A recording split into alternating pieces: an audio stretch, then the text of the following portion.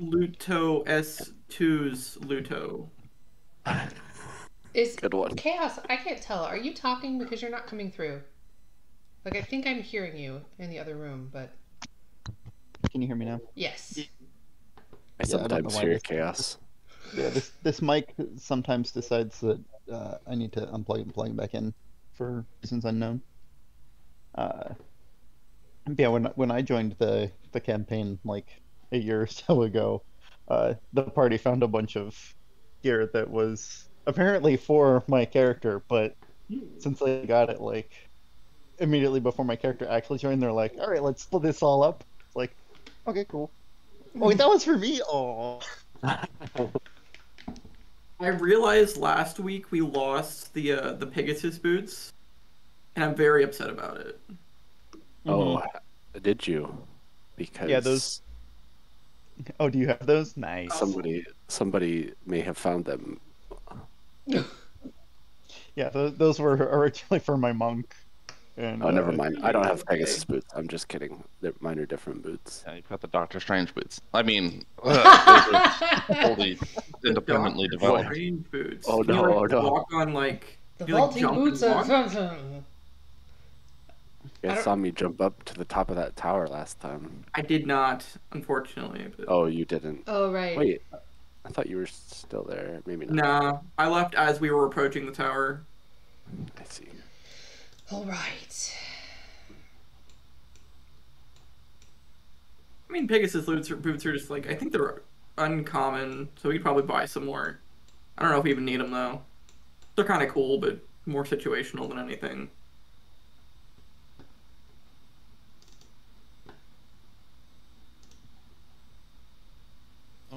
Duck is back online. And let's see if he can join.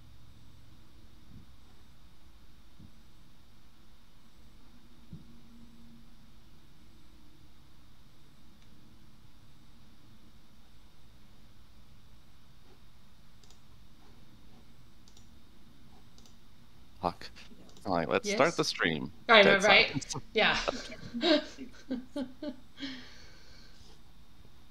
Oh Fun times. well.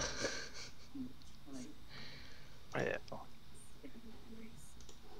I mean, I could probably get started with the recap. It's true. You could do that.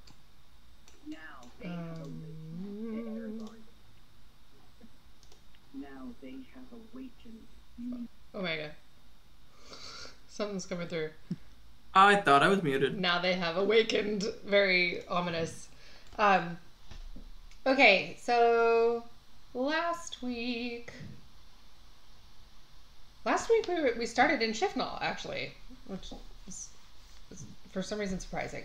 So, but on the way down to Three Rivers from Shifnal, we stopped briefly at Milburn because Rana had an appointment.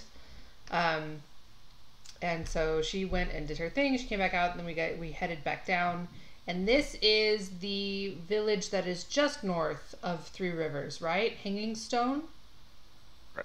So we saw some undead fighting soldiers or militia or people.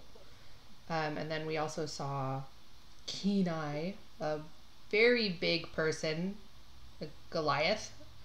And we jumped out, started helping with the undead problem. Took out the ones that we saw here. A couple of the militia fell. And then Rana caught this ghoul looking up at the tower. And so once we finished up with them, we did a little bit of introductions with Kenai and the merchants that he's escorting down to Three Rivers. His bird attacked Liger. Because apparently he doesn't like machines, which Sounds means right. his bird is not going to enjoy the tank, the Mark IV. But yeah, we looked up at the tower.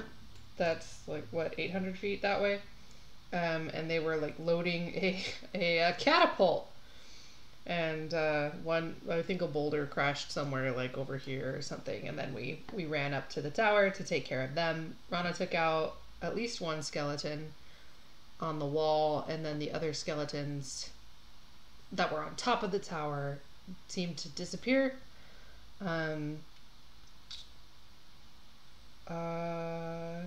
Yeah. So we fought the undead that we found there.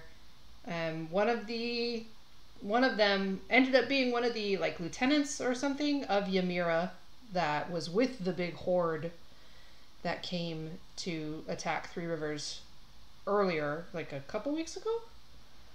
And he turned one of the re-dead skeletons back into an undead T-Rex. And that T-Rex chomped into Rana. That was fun. Then the spellcaster like disappeared back inside the tower, and Kenai did his super cool like vaulting boot thing up to the second floor or third floor, which one of them. And bashed his face in eventually. We took a couple other pretty solid hits. I think at some point Ambrose was down to like pixels of health.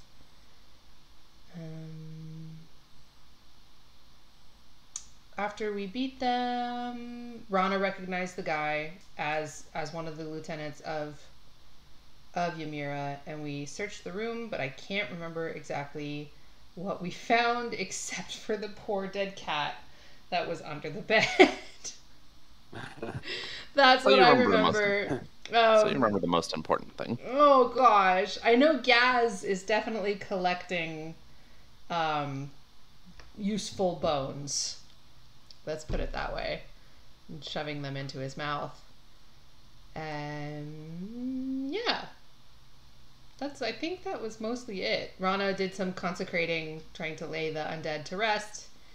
And she also, ostensibly did it down here as well for these undead. And then, yeah, that was pretty much it. I feel like I remember we had some history checks or something, but I really can't remember.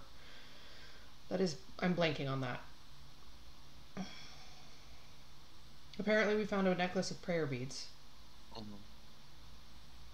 True. And some old Fashrite coins. Was that here? Yeah, 500 EPs worth. Electrum. Electrum, yeah. Nice. Yeah. So some pretty good loot. Split of thunder resistance. That's also in the chat, so that's a good indicator that it was found. Yeah. Tona sidles over from the building, join the rest of you. Man, guard duty was boring for those 3 minutes, right? It probably takes more than 3 minutes. 800 feet away. I think that was basically it. It was.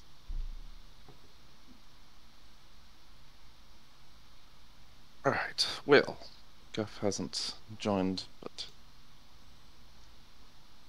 just assume that he's struggling with internet and will be joining shortly. You descend from the tower and return to Hanging Stone.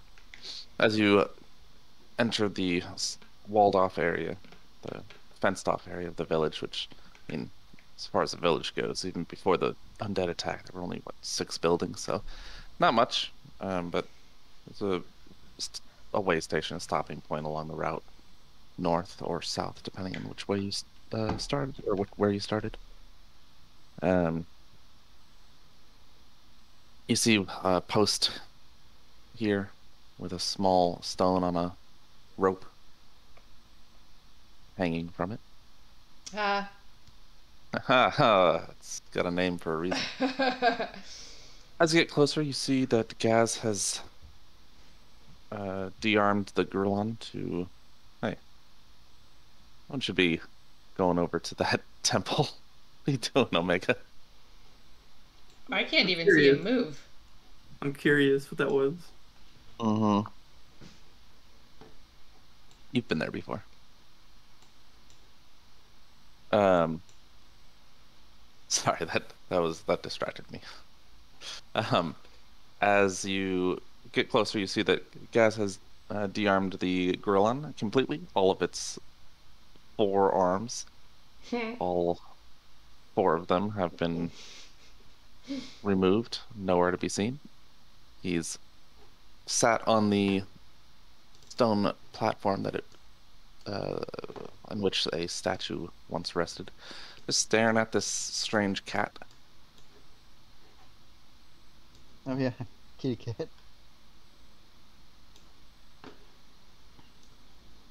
As you get closer, he looks up in your direction, but then back at the cat. And when you get to within about 30 feet or so, the cat trots off.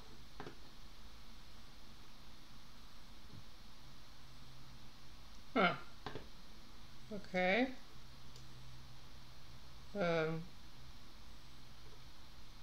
Rana looks at Gaz and asks what's with the cat.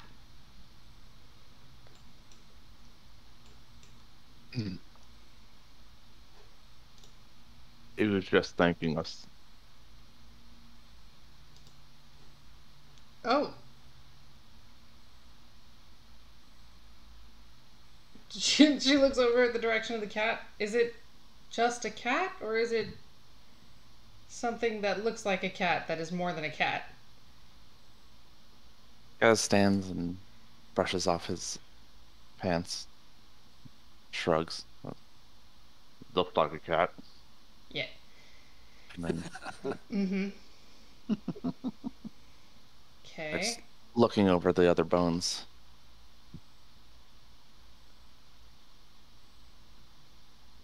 Okay. All right. So we've got these merchants that I imagine would like to get to Three Rivers. Do we want to check out the rest of these buildings and see if there are any more survivors? Though I doubt the answer is yes. But do we want to check just in case?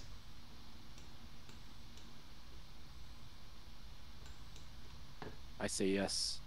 Okay. So Rana will come and open this door. It's locked. Apparently. Knock on it, maybe. Is that a call for me then? Yeah. You wanna open the door? Do you want the roll, Jacob, or Do you want to knock on it first? We've seen living people here. yeah, let's do that. You have? I mean, aren't these guys alive? They're These the are merchants. traveling party with Kenai. Those are the Oh, okay. guards that came with the merchant caravan. So yes, that's you right, have that's seen living people in Hanging Stone, but they are recent arrivals. Okay, that's right. They have moved their dead to the stone building there. Donist approaches the door and looks at the lock, or the lever, the hinge. Moves to insert his tools when you hear a click as the door is open from inside. Oh, What? yeah, good call there, Chaos. Take a It's a step man. back all of a sudden. This man standing there with this sort of silvery blue hair and an eye patch over his right eye, looking down at Tonist. Looks around at each of you and says, "Good evening." Is it evening? It is. Okay. Good evening. He's not undead, is he? He doesn't No, look undead. no spidey sense tingled. No spidey sense. Okay. He says, "I'm called Mirarak. Can I have your names?" No.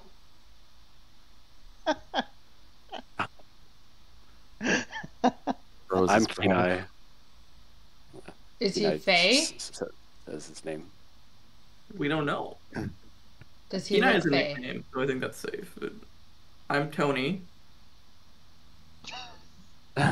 Rana, I'm. This is Gwen. I'm called Rowan. Rana gives Tonus a dirty look. But then also keeps her mouth shut and lets Tonus do it. Take care of it. Please come inside. He What backs are you away doing here? up the stairs. What? I don't want to go inside. Does he look human? He does. So it looks like a human man, but with silvery blue hair. Silvery blue hair. Got a scruffy beard growing. Okay. I guess Ronald will follow Tonus in. Can I make a... What kind of check would that be? What's the investigation check, that one? What are you trying to do? Like, see if his appearance is an illusion. Make a perception check. Unless you're planning on trying to, like, go over and, like, touch him. No, I was just trying to... So, gnomes have a thing that gives them advantage against illusions, so I don't even know if that triggers here or not. Yeah, it's a little odd, because if I tell you that you get advantage, you're like, well, it's an illusion even if I fail. And if I tell you you don't get advantage, then you're like, well, it's not an illusion. I'll roll or what. twice, and you... So- Never mind. Yeah, so what I'll... Yeah. Whenever you're... So I guess the convention should be that I'll have you roll at advantage, and then I'll decide if I'm taking your first roll or if it's an advantage roll. Yeah, that's what I was gonna roll twice, but since the first one was a nat 20, I figured I'd just let it go. He appears to be human. You don't see any subtle oddities about his form that would make you think that it's an illusion, like his hair moves in the right way when he's moving around. There's soft footfalls as he walks. And you do notice, though, with your perception check, there's a couple notches in his ears, as though they've been cut and like banged up. He has some scars that might indicate that he's been in It's fights. the cat. It's the cat! Oh,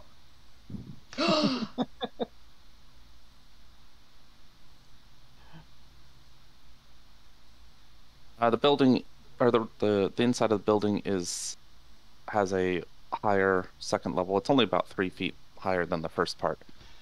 There's a small bath that would definitely not fit a human, Okay. and a box of that is filled with fruits. He invited us in, right? Yeah. Did. I trust him. how tall is this room? The first area is about 10 feet, and then the second area, the higher up area, is only about 7 feet, because, Is it again, the light it's glitch 3 or feet what's high. happening? What's up? Alright. Stairs. Oh. Well, Kina will stay downstairs near the door. Looking about the room, it looks like a pleasant, if Spartan, existence. There's not much in the way of decoration or creature comforts. You spy a small table with some herbs growing on them, in like planters. The man appears to have been passing the time by playing some sort of one-person card game like solitaire. Maybe he was building a house of cards that recently fell.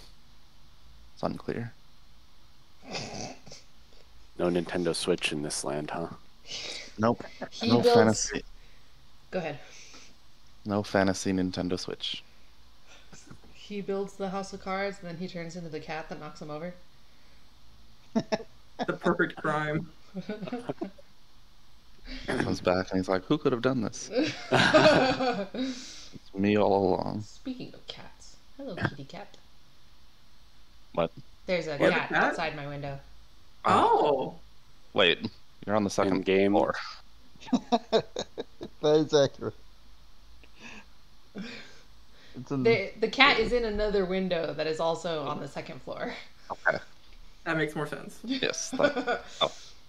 Okay, so anyway, As the Death Seer floats behind Rowan, the man Mirarak looks to the door and says, "He can't come in."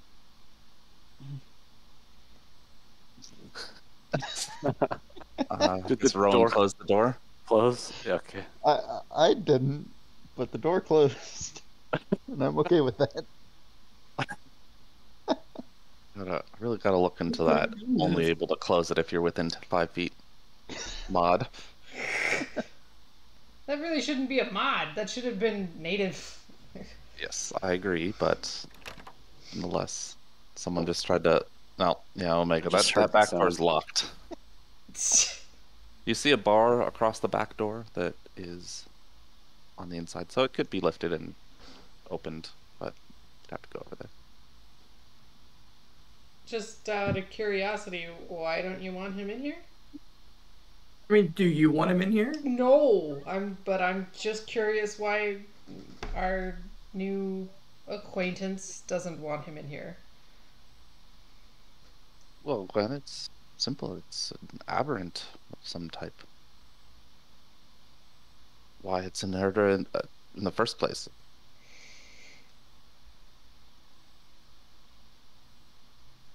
I saw Got a what point. was. I saw the what was it, flashes of magic at the tower. Surely you would have done something about him by now if you could. Yeah, this one That's- is persistent. That's the case, then I can't deal with it. We're working on it. Do you know what a Death Seer is? Shakes his head slowly. Okay. What brings you to Hanging Stone?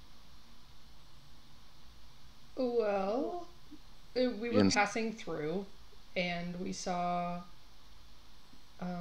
undead fighting people, so we thought we'd help.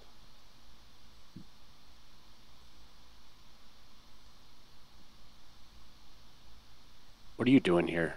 Kenai asks. He says, "Well, this is my home. Do you want Liker inside?" Nah, he can see outside. Okay. Are you the only person living in this town of Hanging Stone?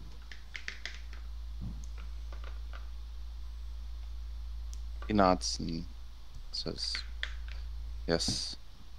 When the undead came, they killed everyone else." How did you manage to escape?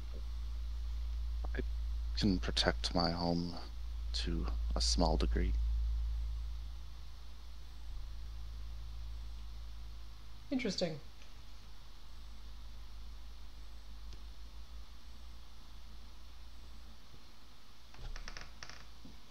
I'll Are you planning prepare. on staying here still?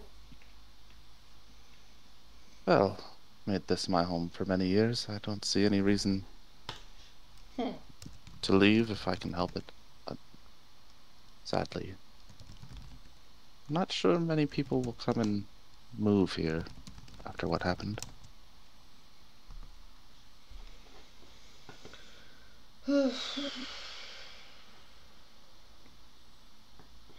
Okay.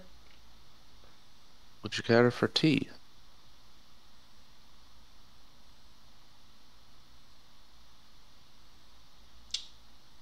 I'll have some. What? Kenai will. Kenai likes tea. Ooh, so does Rona. I guess, yeah, after Kenai pipes up, Rana will nod. Is he like talking to us from upstairs across the balcony, or? Yeah, Are I we, mean, like- he's preparing some. He set a little pot on over a fire, and he's gonna boil some water and then serve you some tea. So he's got some like crockery up there and cups and small cooking items, as well as the planters with herbs. After Kenai and Gwen agree, he will clip some leaves from a few of the herbs to for further preparation as he goes about.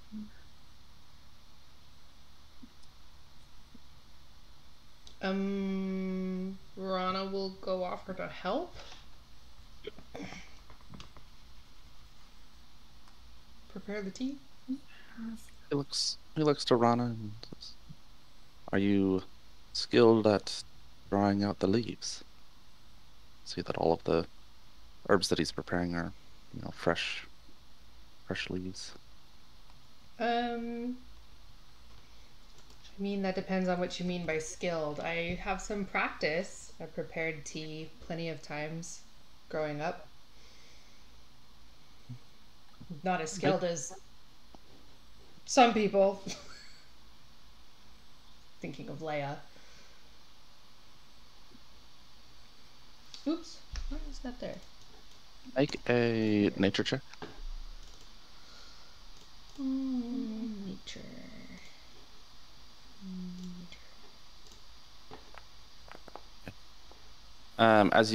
As Rana helps Mirak, she notices that he's cut some mint and thyme as well as cilantro, and last he is some catnip which he has separated from the rest. Nice.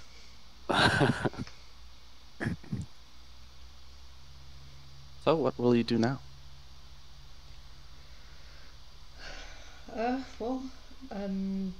Our friend Kenai here was escorting the merchants that were attacked down to Three Rivers, so we were heading to Three Rivers ourselves. Figured we'd continue on there. Have some business in the city. You? Let's just continue to wait for anyone who might travel along the road.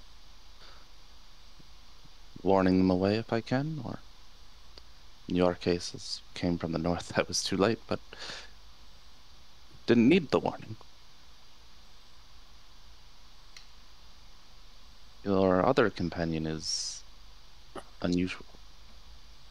Which one? Who is he gesturing to or indicating? He doesn't gesture to anyone. He says, the one who consumed the undead. Ah. Yeah. He hands a cup to Kenai over the banister of the second one. Kenai reaches up and grabs it. Yeah, for Kenai, it's more like he just reaches over. Yeah, thank you. Thank you for the tea. Kenai takes a sip of it. Is it good or bad? I need a wisdom check from Rana.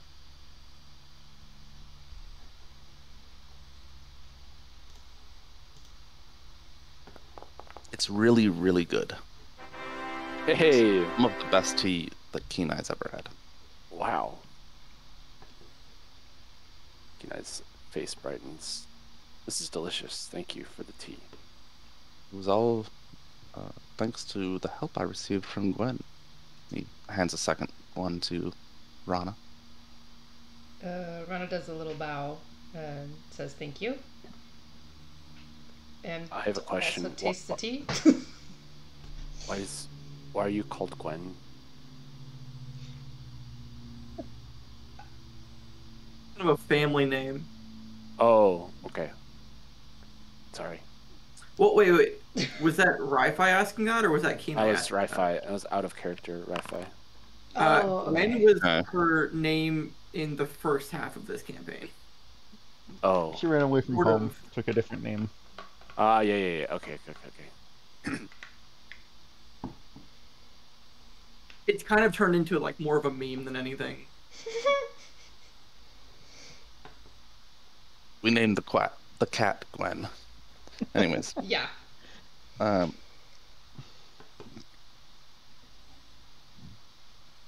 He sits on the edge of his bed for a little bit of time. You don't see any other seats or you don't see any chairs or stools or anything in his home, despite the small table that he has.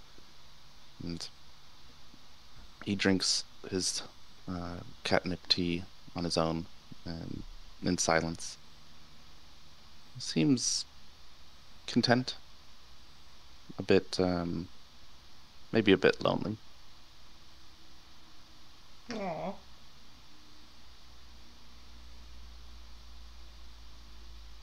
That was you we saw out by the monster, isn't it? He smiles.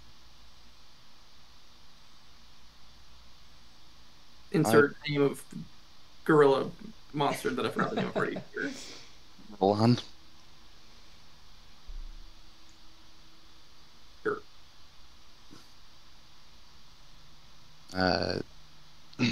He smiles, but he doesn't respond.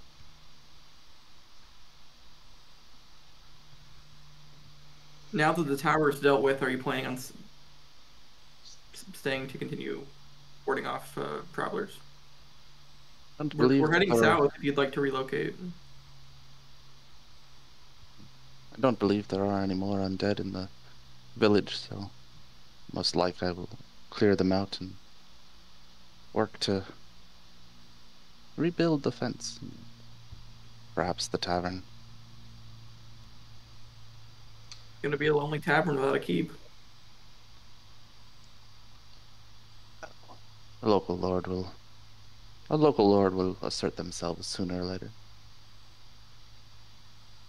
Well, that's what I was thinking, actually. We could see if any help can come from Three Rivers to reestablish Hanging Stone. Is Hanging Stone on the updated map? So the larger, the more recent map that I posted, the one that is the zoomed out one, it only has the larger cities on it. Yeah. So it doesn't have Hanging Stone, but it does. But Hanging Stone is on one of the older maps, the campaign cartographer one. You can see it. Well, we're just over the Three Rivers, though, right? Yep. Gotcha. Okay. Would Three Rivers be the closest major city then? Definitely. Yeah. You're about 30 miles away. Oh, gotcha. Okay. So it's like a day's travel to get here. He finishes his tea and says, "Well, unfortunately, I don't have food to offer you, or I would, but you're welcome to stay and rest if you need it. It has been pleasurable to speak with others again."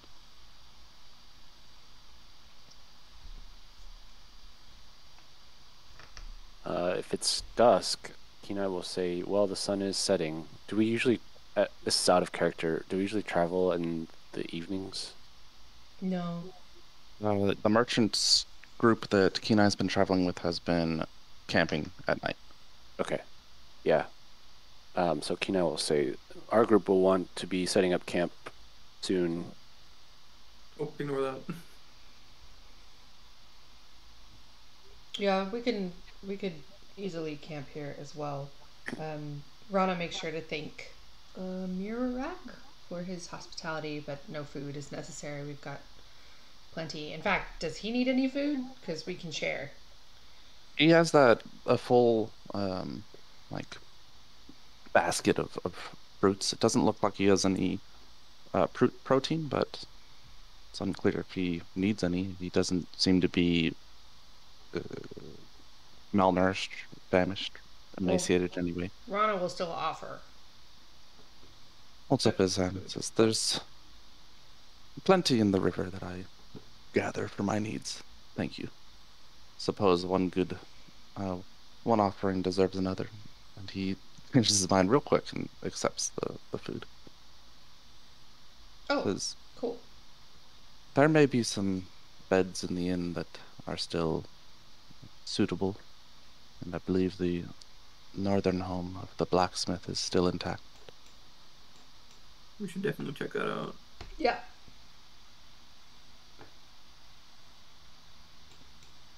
Okay. Well. Is that this one here? Yeah. Gotcha.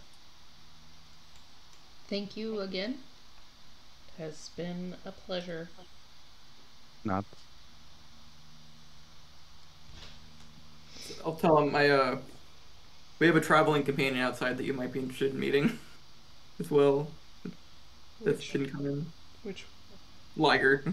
Oh, Ah, that's fine. As I saw all of your companions. It's a motley crew. yeah.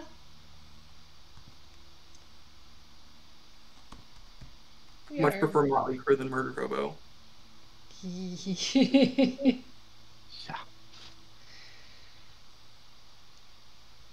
Alright. Murder hobo. Steps into a comfortable silence and free to stay and talk more, or go and look around if you want. No, I think we're good. Rana. We'll look at everybody else and make sure that any other questions. Are we good to head? Kenai takes one big, long draught of his tea and sets the porcelain down. Oh yeah, Thank you for the tea. good point. Rana will make sure to finish her tea as well. Can we insert flavor text of somebody casting prestidigitation on the cup? Is someone gonna cast prestidigitation on the cup? We like assume that Ambrose came in.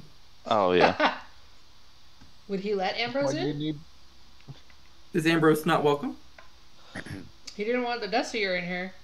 I know, but Ambrose is a nice, cool dude who doesn't float everywhere. Why do you need prestidigitation cast on Yeah, cups? so we don't make Mirak have to do dishes. Rowan will cast prestidigitation on the cups. Leave no trace. So Rowan and Clean the cups. No. Just good manners. Like if you have prestidigitation, that removes so many life issues. he had that. It really does. That's why I have it. Mirak had set them aside for cleaning, but then he just looks at them and places them back on the shelves that they came from. The cups Yes, the cups. are no. I'm asking about like the make of the cups. Are they They're like fired clay cups. nice? I guess those would more be mugs. Cool. Okay. Oh, right. Yeah, you've opened doors in Forge before, right? Right by. Now I have. Yeah, you just click on them. Like honestly, you can do it from any distance away, But don't. as long as they are unlocked.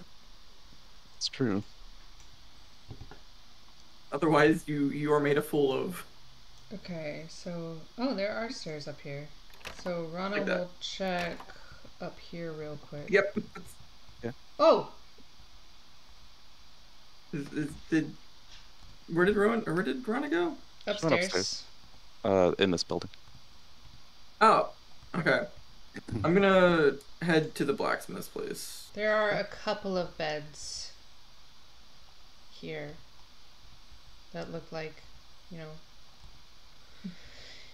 they could work, for. I would offer them to the merchants for if they want to use them first. Yep, and as you get back into Hanging Stone, you see that they've started to dig holes for their fallen companions, and Yeah.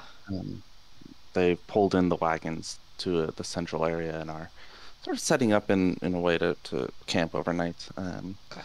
sort of defensively around the side of the inn that had been smashed to bits by something big, crushed it. Inside that northern building, like, similar to many small hovels on the edges of civilization. There's not a lot in here. Mostly it's utility type things. Small bed. There's food, but it's a few weeks rotten. Gotcha. And I find a barrel of. Rowan just tried to open a locked door. That's great. I did A it at barrel. the same time as Tonist. I did. Yeah, they're both a barrel of ale. And, How in what condition is the ale? it's still it's still serviceable. I'll roll that out the door. All right.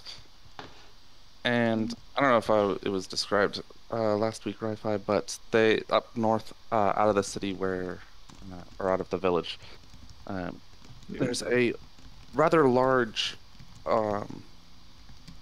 vehicle that looks like a cross between a covered wagon and a house. The thing is at least 20 feet tall and as wide as it is tall, with a length measuring about 30 feet, and there's a catapult on the top of it.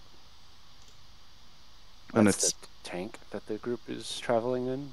Yep, that's what they've been referring to. Out at the front of it, you see a wide opening. It's only about 4 or 5 inches tall, but it goes the length of the front, and through that you can see a ballista as well, with a bolt that can sort of poke out and be launched in the forward arc. It's made mostly of metal reinforced with like metal plating. There are no horses which pull it.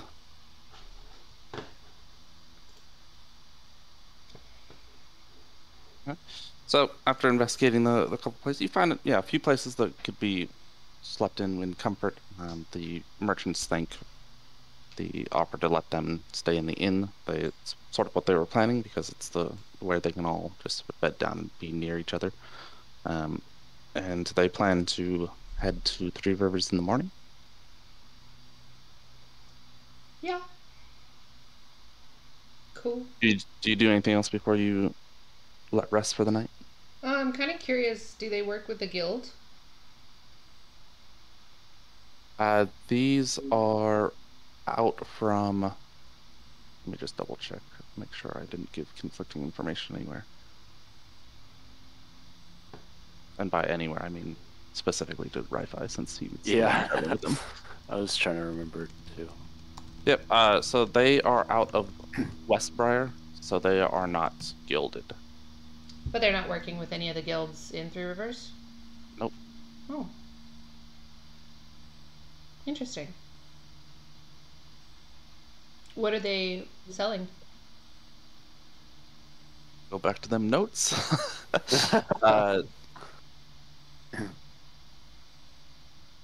They trade in dyes for cloth. Ah. And materials for making dyes if needed. They have 3 wagons with them, and they're pretty well loaded. They had heard that the route was getting a little bit more dangerous, so they hired on a few guards. And fortunate for them, one of those guards that they hired was Kenai. Smart.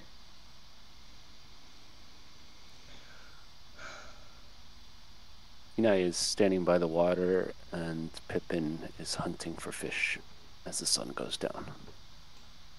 Give me a survival check from Pippin. And then... Alright. Yeah, Kenai looking out onto the water of this river. I mean, Kenai's seen it before, he's traveled this road, but just for Ri-Fi's information, looking out on this really clear water, just free of any debris or like decay. You don't really see any oddities outside of just it being a clear and quite wide river. I mean, this river stretches about 1.5 miles to 2 miles to the other side most places. And the only strange thing about the river, now that it's getting on towards night and the sunlight is dying, so you see just very faint light from the middle of the river near the bottom of it, so it shines up out of the water. Whoa.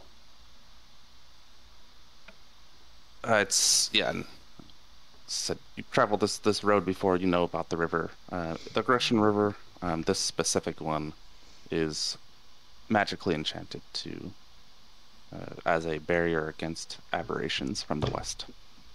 Oh, okay. Yeah, I did hear about that. Pippin comes back with a river eel. Ooh. Jumps on it. Okay. Rana will also help the merchants, like, lay their dead to rest and bury them and stuff. Okay. Good. Yeah, that, with the they didn't want to devote too many people on that task at a time, so it's helpful just joining in the third person speeds it up.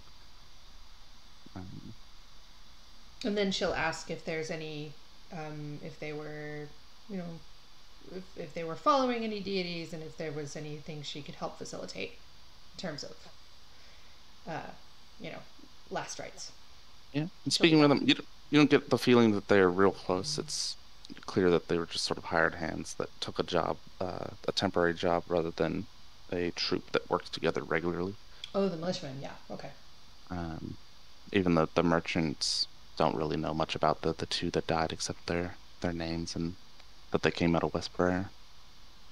Looking over, one of them does have a small symbol of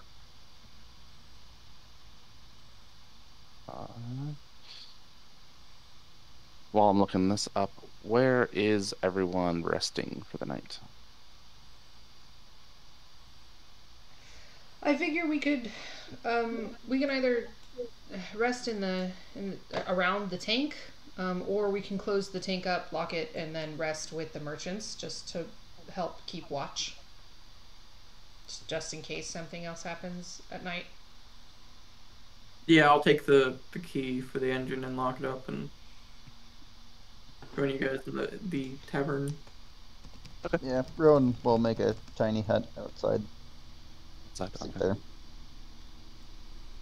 He and I will stay near the merchants. Alright. And maybe pop open the ale for everyone. Start pouring glasses for everyone. Settle down for the night. Okay. Yeah, they're welcome. There's a trapdoor in the inn that leads down to a small cellar with some more ale that's in better condition as well. Nice. So yeah, the one guardsman had a symbol to Ilum, the god of light. Okay, so if any of them are also followers of Ilum, she'll let them, or like familiar, she'll gather some information and like say a small prayer, doing her best to like reflect anything that she knows about Ilum and their followers. Does that make sense? Yep. Cool.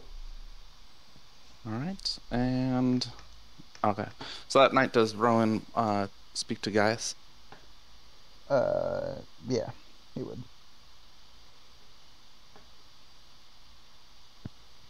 Did that not come through? Okay. And no, that came through. And is anyone else in the tiny hut with Rowan? It is up to you guys. You guys would have to be in it when he casts it. It might be uncomfortable for Kenai since it's only 10 feet tall and it's like a little hemisphere. You probably would have been with merchants and. Yeah, Rana's plan is to I guess probably sleep in here to help keep the merchants defended if something happens at night. So if that's okay with Rowan, then yeah, she'll stay here. Yeah. Well, he'd request that she's inside when he casts it so that you can enter if you need to. Okay. Because you can only enter if you're inside when it's cast. Okay, then she'll do that. I believe. I'll have to double check. I'm curious what this is about. Are you looking at something, or are you asking more about the spell he's casting? A spell. Okay. Oh. Yeah, so this dome of force, this hemisphere, just appears around Rowan, and you can't see into it, right? Correct. It's Yep. opaque. You can't see into it, and it's just this strange dome of magic that forms around him. Whoa, that's cool. The creatures and objects within, when you cast it, can move through. All right. So you rest for the night, so everyone can do their long rest. Get your stuffs back. Do that for Ambrose. I forget. How do you do this again? So pull up your character sheet, and that can be done from There's a wonderful button. the actors directory, or you can do it from double-clicking your character token, Or you can or you click can go to the- utility on the quick taskbar. Oh, yeah. That's how I did And- it before, I think. And from there, Rest. exactly. It's pretty quick, and that'll give you all of your dailies back, all of your life, and all of that. So Nice.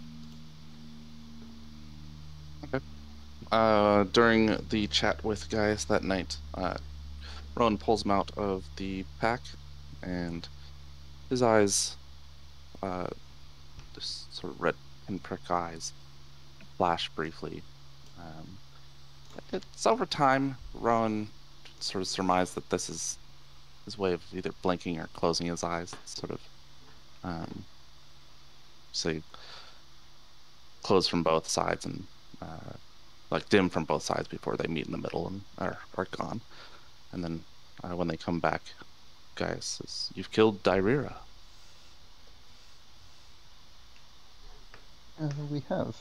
How were you aware of that? Well, I assume that that's the person we killed earlier. How would... Had a bones crown and laughed a lot. It's that neck or description? It matches the bone crown does. He wasn't laughing so much when he was fighting in the keep today, but he did laugh prior to this. Okay. So yes, that matches the description.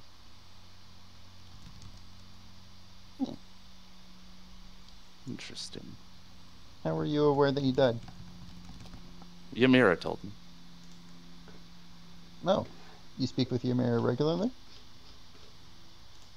She speaks to me regularly, but I do not tell her anything, Okay. if that's what you're worried about. A little bit. No, I've taught her what I can, and then she left me in Three Rivers, where you found me. So I'll be teaching you now. I appreciate your... I don't know, loyalty is the wrong word. I don't know. Something like that. Yeah. All right. I Yeah. don't know the word either. I don't know what you're searching for, but Mm-hmm. I don't know. Roan's a smarter dude than I am. nice. I'm sure he knows the word that I'm thinking, that I'm trying to find. As Rowan told him where you're traveling. No, not yet. But Maybe we can take a sojourn again. Maybe go out and see, I don't know, foxes this time?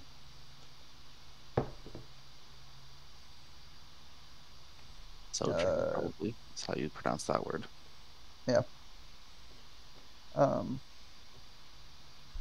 Would there be any in this area?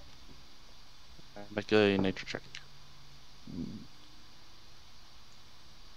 Not something I'm great at. Oh, never mind. I like. Is it I'm intelligence proficient. based? Right. I'm proficient. It's something I'm great at. Yep, there's fox dens all along the Gresham River. I mean, they're pretty abundant in the area. Okay. Yeah. Everyone's willing. I'll have to recast the sphere later, but that's fine. Okay. All right. So, let's see. I'll have Kenai, Rana, and Tonus make perception checks. Assume that someone's on watch at some point. Yeah. Yep. And just all go to sleep and.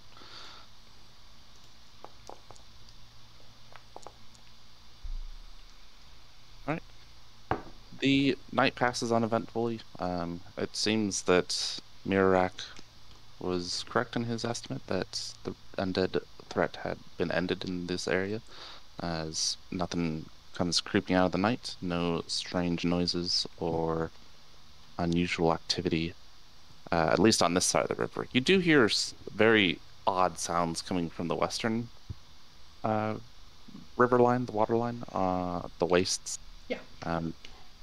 There's sounds of like cackling and booming laughter. It's unsettling. And because of how far away it is, you can't really see what's making the noises. Come morning, you don't see anything on that side of the river. How long does the tiny hut last? 8 hours. So would it last until dawn? Yes. Okay, Rana's gonna do her tuning rituals inside the tiny hut, since all 3 bells are gonna be ringing, and she doesn't exactly want these random merchants. Not that they might know what it means, but still. So she's gonna do her tuning rituals at dawn inside the tiny hut. Okay. For some privacy. Fair.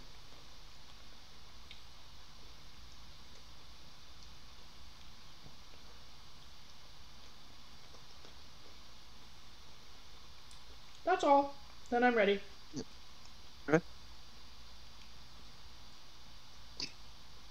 All right. I break camp and get in your way, or making the rest of your way to Three Rivers. Mm-hmm. Yes. Merchants traveling behind. Does require that the Doom engine go a little bit slower than normal, just because they're in wagons with horses and don't have the speed of the engine. But assuming that you don't leave them behind. Yeah, Rana will ask to, stay with them. Just help make sure they get there. As you leave the village, the cat that you saw the previous day makes its way out to the edge of the fence and just watches you roll on past. Rana waves. And the cat does have one blinded eye. It's his right eye. When traveling with Kenai, I have this feature that causes our pace to be doubled, so we can get there in good time. Anybody that's within 60 feet of me. I'm trying to figure out how I can post that to the chat. Would affect a vehicle, though. That's a good question. It whether mounted or on foot. I guess that's You're mounted. kind of mounted. Well, at the very least, that means he'd be able to help the merchants keep up with the tank. True. That's true. Because it can only affect 10, so I guess that's going to be the merchant group, so that you make the same time as the engine.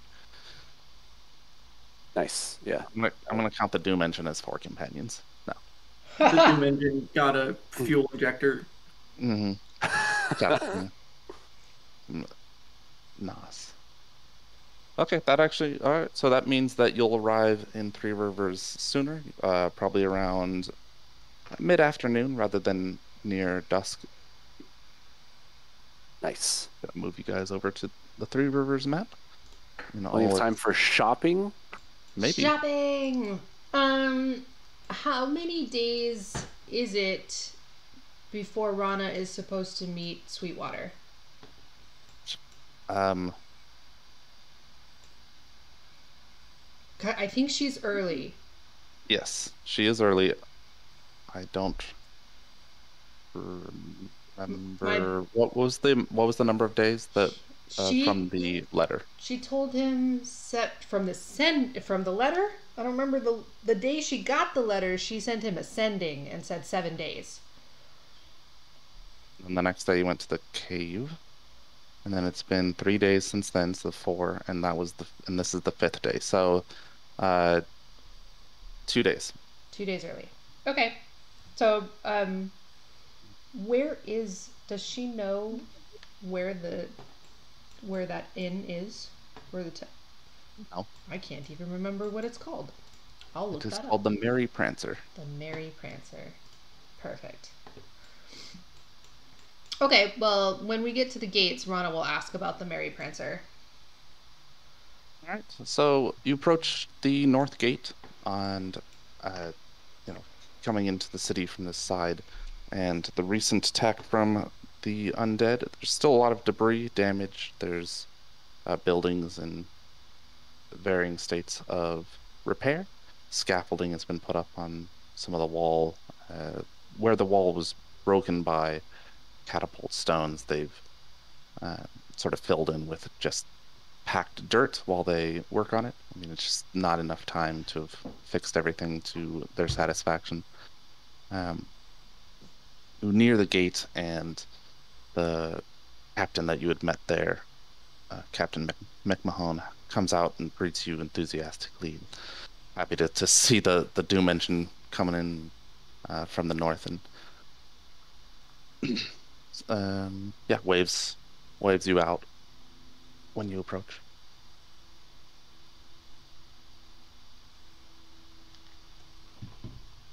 How close?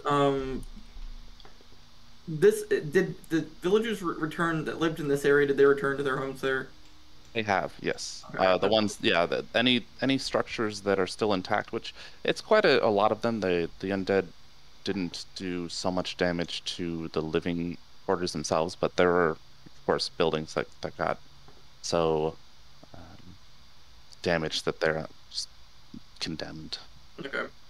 But it's maybe only like 5% of the buildings are in that state. Most are intact. Is there an area that I can? Well, I remember there being like kind of like gaps in the building, so we like park somewhere along there. Maybe. McMahon is out and waving you out at the Doom engine though. He's trying to like, hey, come on out. Oh, sure. Okay. Is this where we are presently? Yeah. Okay. Good. Okay. Okay. So Rana disembarks. The merchants will continue on their way. They have no business with the city guard. At this point, Kenai's job with them is complete. They hand over a small coin purse as payment. And we part ways. Yes. Thank you guys. See you later. Good luck. Sounds like you're a free agent. I'm gonna stick around and see what's up with this tank. McMahon, as Rana gets outside, did Tonus go as well? I think I heard a little bit. Yeah, I'm gonna yell at him not to impound it again. They didn't impound it. It was actually the Shifnal guards. They dragged it around the entire town. That wasn't them. That was the Shifnal guards. I'm gonna You yell guys at have them. been here before? You guys have history here, huh? Nice. Oh yeah, I didn't exactly grow up here, but I was here a lot as a kid. I've been here once, and they impounded the tank. You're misremembering. That was the Shifnal guards. I just know somebody dragged it around the town. McMahon, it's Tonus and Rana, and says, it's fantastic. You've returned. I can't believe it.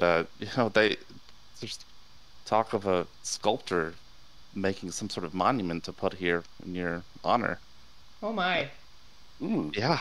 There's some debate on what to put in there. He wants to put. His plan is to include all the people that were strapped to that bone thing that died in immolating fire. But either way, I wanted to come out and welcome you and tell you that we forced you to keep your vehicle outside, but there's area in the parade grounds right inside the gates, and we'll protect it for you. Oh, thank you.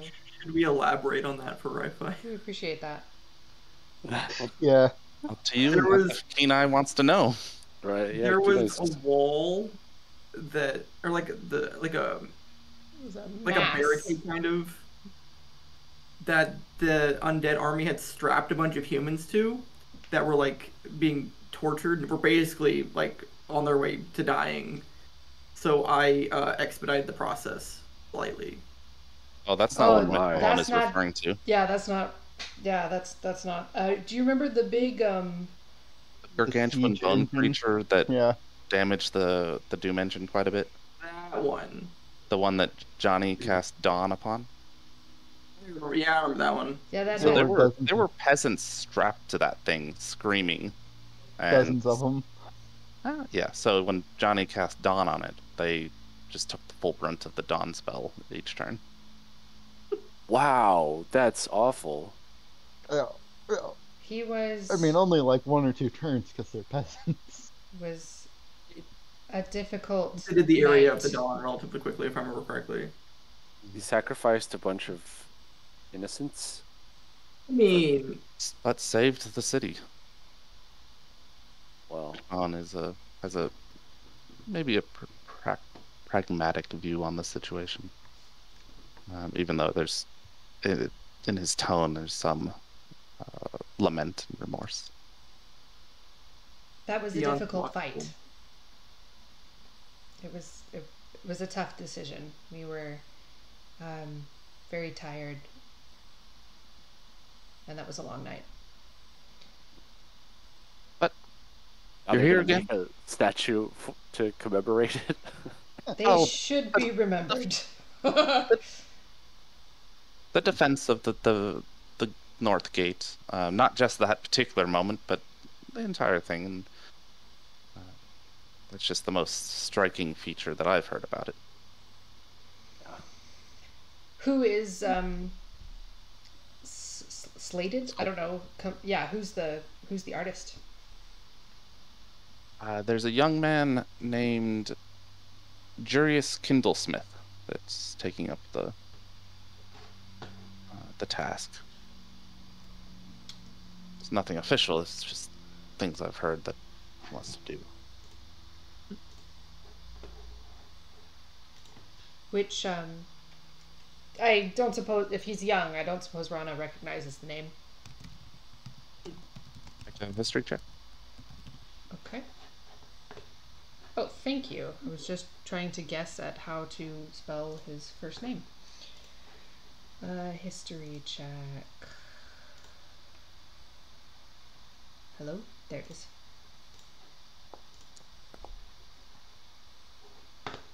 I mean, we could probably just ask McMahon where we can find him.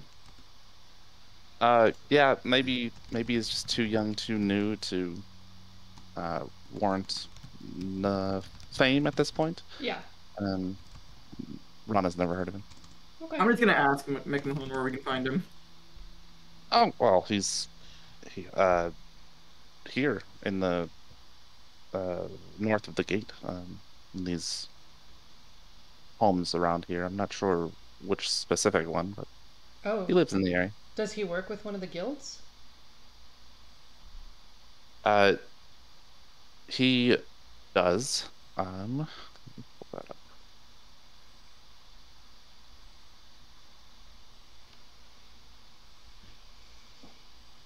Yes, so he does. He the sculptures he makes aren't specific to the guild, but he's contracted with them. It's maybe a side project. He works for the Ore Material Company. The what?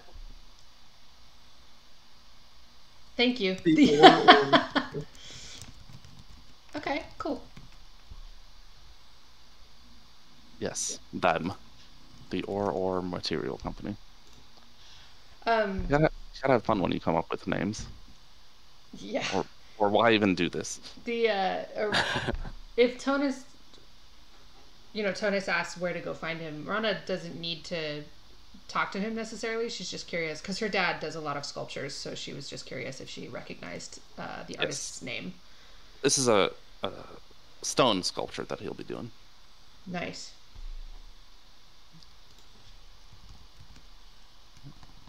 So yeah, the gates are opened up for the group, and as McMahon had said, there is a area off to the side of the main road that the guards use for various reasons. It's just a parade ground, and it's large enough to fit the Doom engine, plus other things.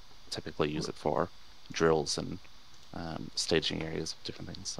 When the undead attacked, it was used as like a field hospital. Triage. It is, yeah, right. They did triage there, but yeah, the barracks is too small to serve for that purpose, and other uses. So you're led into the city without incidents and a little bit of help, I suppose. Don't have to put the Doom engine in a side street. Yay! Rana will ask the captain.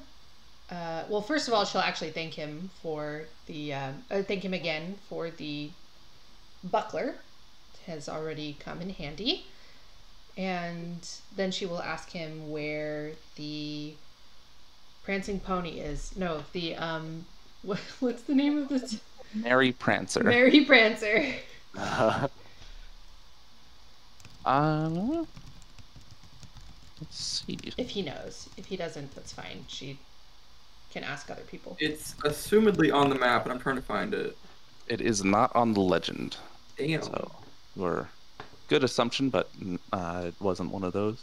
For anybody else who cares, this one right here, number 20, is the oral material. Mm-hmm. Ooh, nice. He says that it rings a bell, but he's not entirely sure where. McMahon says that he lives near the gate, and most of his experience in the city has been north of Fortune Street, so it's probably not that far north of the city. Okay. But since it's familiar, maybe it's nearby. Okay. Okay, thank you. Anything else? Okay. No. So yeah, continue in. Where do you go? So it sounds like, Kenai, you're wanting to tag along with us? Well, let's see. What would Kenai do? Tag along with you where? What do you guys got? What are you planning next? What do you need to do in Three Rivers? Well, last time we were here, besides fighting the undead horde at this gate, we were hunting a vampire.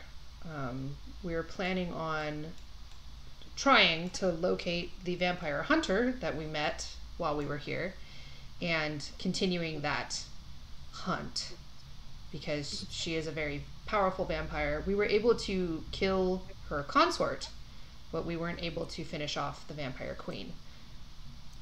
Gadiel? Gadiel, yeah. Gadiel. The other thing is after that, we are planning on taking off out to the wastes. She points west. That necromancer that sent the undead horde to Three Rivers lives out there, and we were planning on taking her out. Do we know an approximate location in the wilds for that? Yes.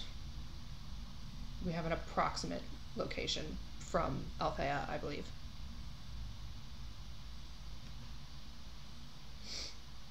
Can you guys enlighten me out of character on how our vampire...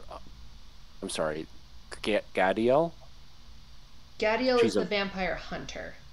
She's a vampire hunter. Why do you want to kill her? Oh, we don't. No, we don't want to kill her. Gadiel, we want to find him. He's a super old, badass vampire hunter from not from around here. He's actually from quite a ways away. but he helped us hunt down the vampire king, the consort of the vampire queen, and then he also helped us defend this wall. He's very good at taking out undead, so we thought we would try to locate him again, see what he's found, and help him take out the vampire queen. Blood Queen. Van Helsing type. Okay, there's a vampire queen. Are the vampires connected to the undead threat in some way? They don't seem- might be. We're not sure yet. Okay. They didn't do a lot of chatting with these guys when they meet them. Okay. There was cool. some chatting, but it was mostly the queen trying to antagonize Althea. Consort was almost killed multiple of us, I believe, if I remember right. That was a rough fight, yeah. He almost got away, too. And as a reminder for everyone that isn't Kenai, Gadiel did say that he would continue searching for the Blood Queen's lair while you were On gone. its own. Yes. So we're hoping that he has, found a bead on her lair, maybe because it felt like the trail went a little cold there after we killed her consort. That's mostly it. Other than that, Yeah. Fortunately, Kenai- it shouldn't be too difficult to find him. Great. Kenai is like thinking about how to say this, but he is motivated by defeat. He recognizes the magnitude and the gravity of the undead threat, and he wants to do what's in his power to reduce or stop it. So that said, Kenai would be happy to join your party. He doesn't talk in third No. person. I would love to join your party. That's Kenai. it's okay. We switch back and forth sometimes. Okay. Thanks. Okay. Okay. Rana right. looks around Do we to do make a- sure that should we that's do cool like with everybody else. Should we do like a Yeah. handshake? Secret Just handshake? kidding. Secret tunnel. Wait, no. Well, in that case, you might want to join us I know you just got paid, but we have a ton of stuff that we're going to go sell. And if you're going to be running around with us, we want to make sure we are all outfitted Yeah. quite well. So if it's cool with everybody else, make sure to look at everybody else, make sure this is cool with them. That we split the gold with Kenai so that we're all well equipped to both fight the Vampire Queen and to eventually go fight Ymira. It seems perfectly fair to me. Okay. So where do you go? Where's the best place to go shopping? There's a lot of And there's a what lot of you general need. stores in the area. See, there's a market here.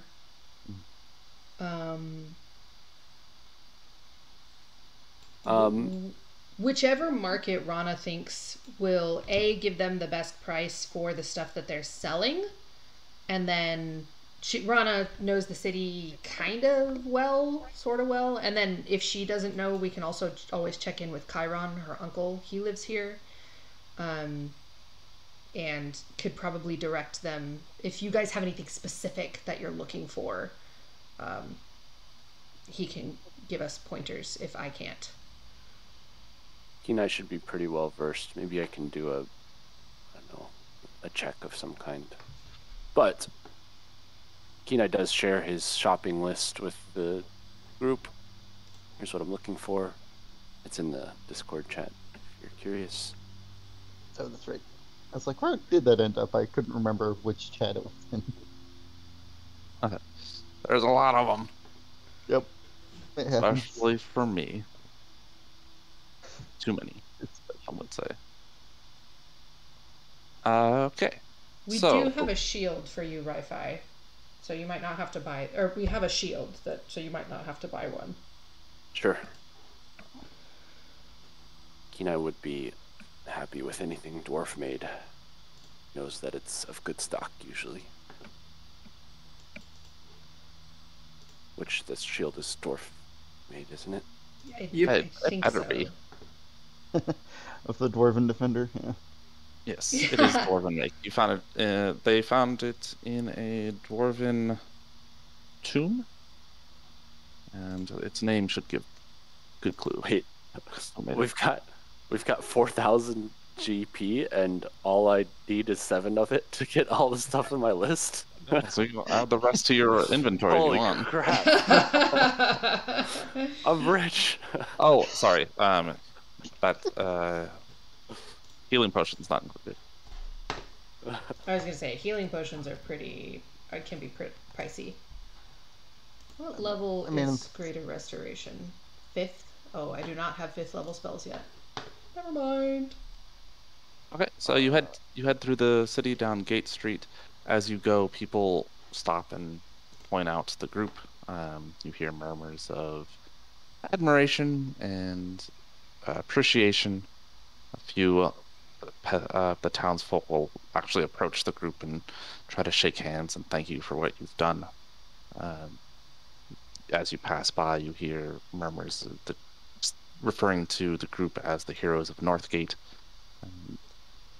There's some confusion when they see Kenai, but it doesn't stop them from thanking Kenai as well. He's getting some appreciation through osmosis or something. We'll just say, you guys are so famous here. Yeah, apparently. I mean, we did save I've them. only been here once. How long have we been Just the gone? Like, once. a month? 2 weeks. About 2 weeks. Oh, okay. And the further away you get from Northgate, the less this happens. But it's pretty prevalent anywhere north of that Fortune Street cobbled road there. And yeah, the market it's still light enough that many of the stalls are open. A lot of the basic goods that Kenai is looking for are available. If you guys are looking for specific things, maybe not, but yeah. Rana's looking. Oh, Rana's probably gonna have to go south. Rana needs to Yeah, you find. were mentioning we're gonna go to the Elven district or whatever, right? If there, I think there's one of those, but yeah, that's where Rana needs to go. She wants to she'll probably have to commission some armor, or see if there's anything that she can buy there. Are drow super common around Three Rivers? Sorry, or what? Drow?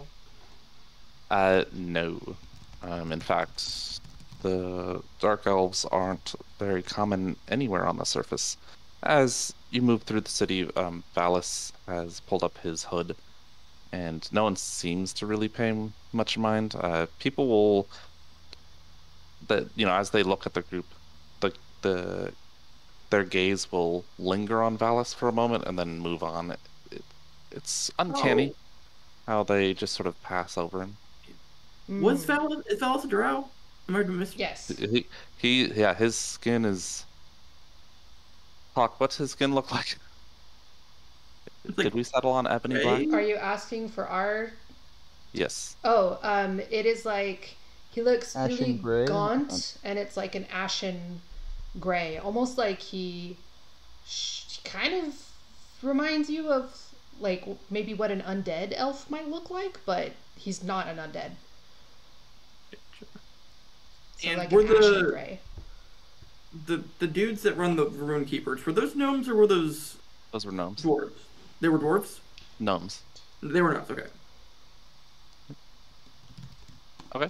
Yeah, so you do your shopping in the market, get that all taken care of, and about halfway through, so I'm gonna take a quick restroom break and Okay. be right back. I have a question when he Do gets like back. 5. There be then. Mm-hmm. I still need to know where the Mary Prancer is.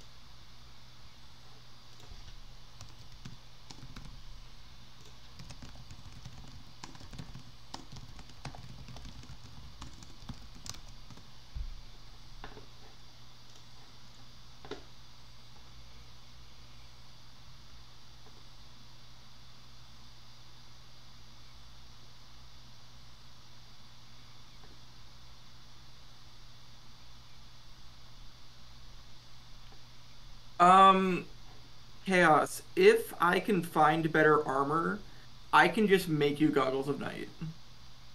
Chaos might not be here, might not be back. So Ah. reiterate that when.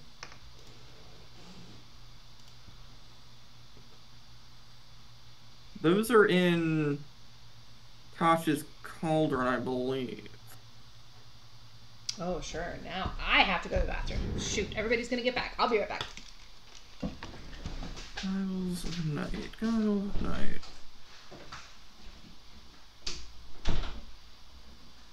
Yeah, I can.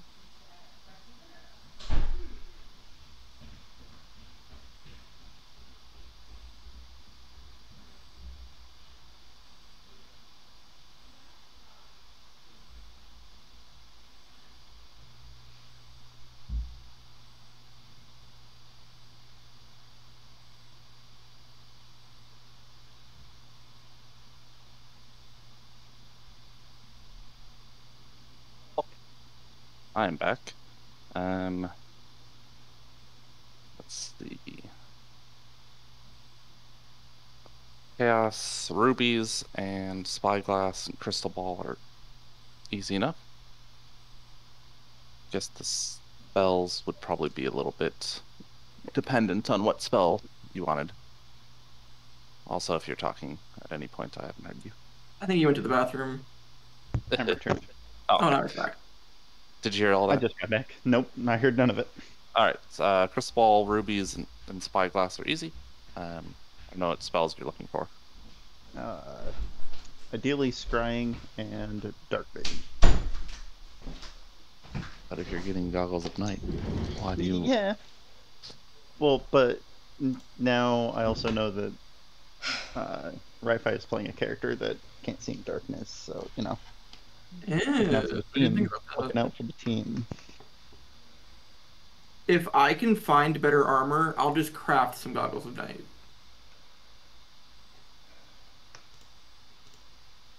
Can Better we and or equal to what I have. can we assume that we were able to sell all of our stuff in this first market? First, no, it'll take some time. Okay. The markets on the map are like, get your ham here. We've got a bunch of ham that we just cut up. Oh, okay. Does anyone need rope? There aren't like, emporiums of magic goods. Okay. So We like okay. okay. So we should sell specific items at specific shops instead of all at the same place then. Sort of. But for expediency's sake, I'm not going to be like, all right, and then which shop do you go to? Okay, I'm going to go to this one. We're going to sell the armor. Well, they don't buy armor. I'm like, great. Thank you. This is horrible. Yeah, so for expediency's sake, you've sold all of the goods, and goggles of night are easy to find. They will run you 200 gold. Sweet. Yeah, Done. 200. Oh yeah, that's better than me making them anyway. How much? You can 100. buy the scroll of dark vision. Are you just trying to get it on your spell list in a spell book? Yeah, if possible. You know a mage that has a bunch of spells. I do. I do. It's up to you. Yeah. That spell would cost as a Well, scroll. What's the formula? Yeah, with how much 100 gold. yeah, with how much money we acquired, I'm not Like, overly yeah. concerned about. Sure. Okay. What about scrying? Oh, scrying. That's a bit higher level. Yes. What is that, 5th? I think so. Yes. That one might not be available in our price. They're like exponentially more expensive, if I remember There you correctly. go. Yeah. Yeah. 625 gold per scroll of scrying. Okay. Cool. And it is available. That one is more difficult to find, just in a place. But the what's it called? Near the stadion, there's a guild called the... Oh gosh, which one was it? I think it's 43. I think it's Champions and Trophies that they have a mage. They're not gonna say why they have scrying, but there's a mage there that can make a scroll of scrying for you. All right, cool. Excellent, excellent. And then Tonus materials are easily purchasable. The blacksmiths in the area. I mean, this is a metropolis, so there's armor up to plate that they can build or forge for you, made for your measurements. So that's easy enough as well. As far as any dark elves, there people will give Tonus the weird look when he asks, like, are you crazy? There aren't any in the city. There is a small community of dwarves in the eastern portion of the city. Okay. So that would be, let's double check. There's not any numbered Is that location. where we are presently in the market? That was when you were just buying some stuff. You've been moving around, so I mean, this is probably going to take most of the next day doing all the stuff that you're trying to accomplish. Rana will keep asking around about the Mary Prancer until she gets an answer. Yep. Actually, when you stop at this first market, they'll tell you that the Mary Prancer is near the Patient Watcher statue, which is 34. Oh, we're close to it then.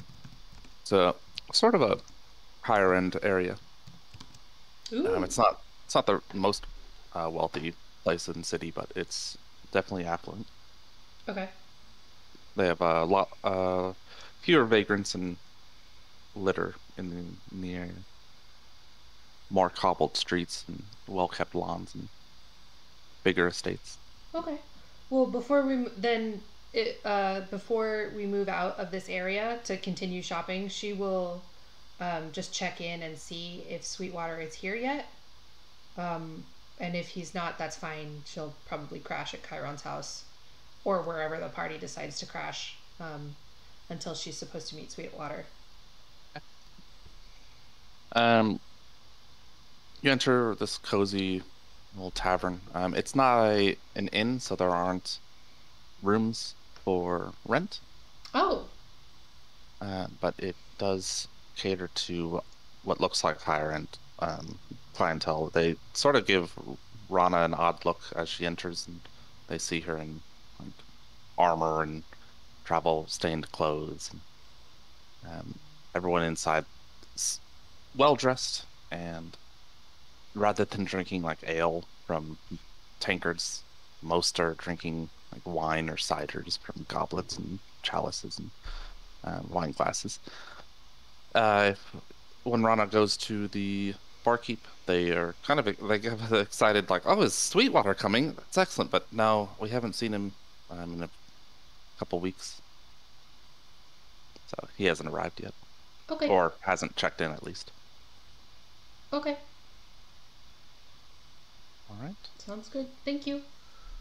So she'll then, yeah, she probably won't check in until, the day she's supposed to meet him.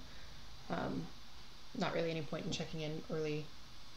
And also I don't want to keep interrupting our Anything else? our shopping spree. Yeah. Okay.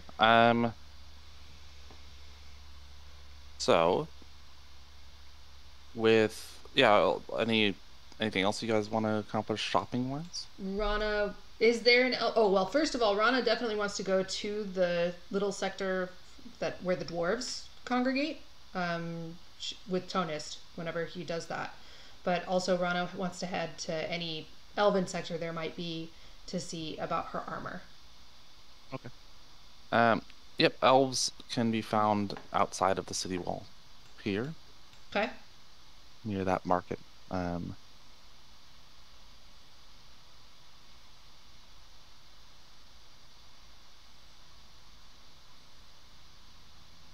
Okay. Do any of So them yeah, make armor? yeah, they have smiths there, and they can help you out. I think you sent me a private message at some point. About what I'm looking for? Yeah. So Rana will explain that she's looking for something to complement something that is just as functional as the leather armor that she's currently wearing, but might complement her new Fiacine armor a little better. Might be more appropriate. All right. Why do I always forget which elves are at that side of Three Rivers? Does no one have an answer for me? I don't No. know if you've ever said, but I. Well, yeah. Because I asked you recently, and you were like, these ones. Yeah, the Miason? Like whose forest is this? Yes. Yeah. That's the Miacine. Okay, yeah. So I mean, it's mostly the Miason in this area. Perfect. Complementing bone armor and give you strange looks because it's not. I mean, with Rana's look, they don't really expect the Miason armor to be worn, but they can accomplish what she needs. You're just looking for leather. Probably because I don't like taking minuses to my decks. Well, you don't take minuses to dex for wearing leather or wearing armor. You just can't. Ooh, okay. Your However, AC, but that yeah. technically works now. There are certain medium and heavy armors that reduce your ability to sneak. Yes. Specifically. I don't want to do that, but No, I don't. what is Tonus looking for in the dwarven area? I'm looking for a guide, I guess, or someone that knows the Underdark. All right. Which might just be Valis. I don't. I guess I would also talk to Valis at some Yeah. point. Valis has been through the Underdark quite a bit. He asks what sort of activities you're looking for and winks at Tonus. There was a name that caught my eye on one of the maps we found in the tomb. A town called Silverhall in the Wastes. Yeah. We So could get there over land, but I would much prefer we travel potentially more safely through the Underdark to get there. sure. Yeah. So Tonus knows. Just to clarify, that Silverhall is actually the name of the valley between those two mountain ranges, and it's named that because there were a lot of silver mines in the area, and so it's not Silverhall itself isn't a town, but there is a village out there or an old ruin out there that you would have seen. So let me see if that was available. But yeah, Valis will confirm that he hasn't been west of the Grecian River himself, so not really able to guide Tonus out to Silverhall. Make a. Let's see if there's a relevant check.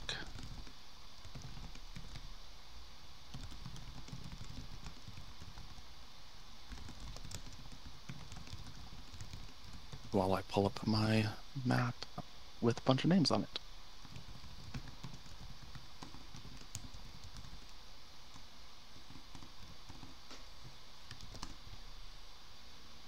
Okay, so the old ruin out in Silverhall is called Telstan.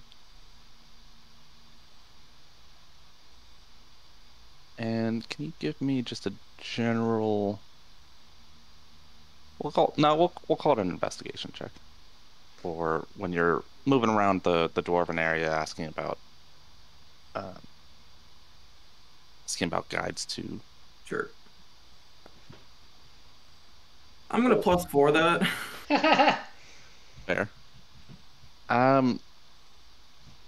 Yeah, it's not a lot of people want to go to the wastes, dwarves included. The best you can get is that.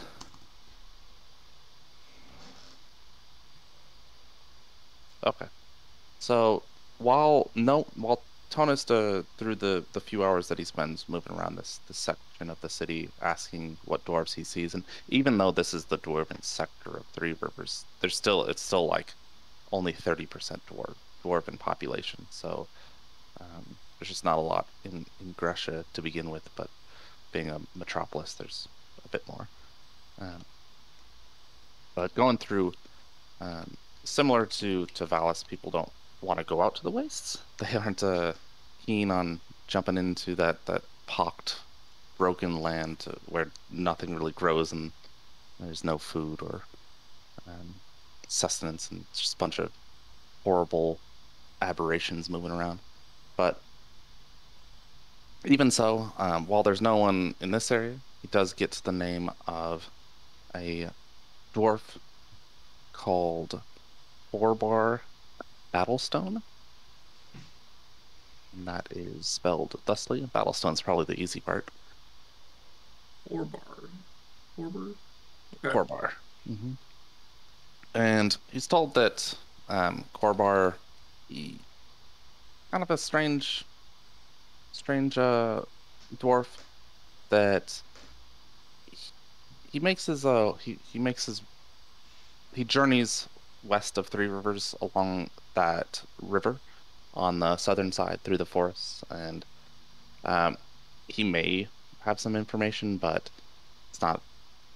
they're not sure. It's sort of like, well, we don't think he goes there, but we know he goes somewhere west. And that's Gotcha, like okay. the best they can do. Where did they say we could find him at? So, yep. So that let me see if you have I think I gave you a snipping of the map, and it shows that river, right? Sorry, no, I'm asking where we can find him presently. Right. So they say that he doesn't really live he doesn't live in Three Rivers. He journeys west along the river. And if you pull up that snipping that I sent you about a week ago, they indicate an area sort of southwest of that volcano on the map. Southwest. Oh, he's way out there. Interesting. He always Okay. comes back with strange artifacts from a dwarven ruin. But Oh, he like travels back and forth like at will. yeah, he goes Interesting. out there, Okay. comes back, bringing baubles, trinkets, broken like mechanical devices. He brings like in the course of asking around, Tonus finds the dwarf that he's speaking to, shows him this like mechanical. It kind of looks rat-like, and there's some locomotion to it. It's just like a bauble that that this Corbar guy brought back and sold. So journeys out into the wastes, delving ruins, bringing back whatever he can and selling it, and then going back out. Does he work with the Retrievers? He does not. Can I tell if the thing that the rat thing, can I tell if it's dwarven in make? Make a intelligence check. You probably have a relevant skill, maybe If history it's well, or yeah, if it's a let's see. If it's a history check, then yes. I think we've Features. seen those before. Okay. There were like mechanical rats in the place where we found the tank. Oh yeah, is it like the same thing as that? yes, and you remember that they explode. Does this one? Okay. Whenever you make an intelligence / history, or it says history in brackets, so I don't know what the Yeah, related so to magic items or technological devices, you can add double your proficiency. okay, yeah, so intelligence with double proficiency, or history with double proficiency, I guess. Okay, I'll just do. Well, I'm proficient in history, Mhm.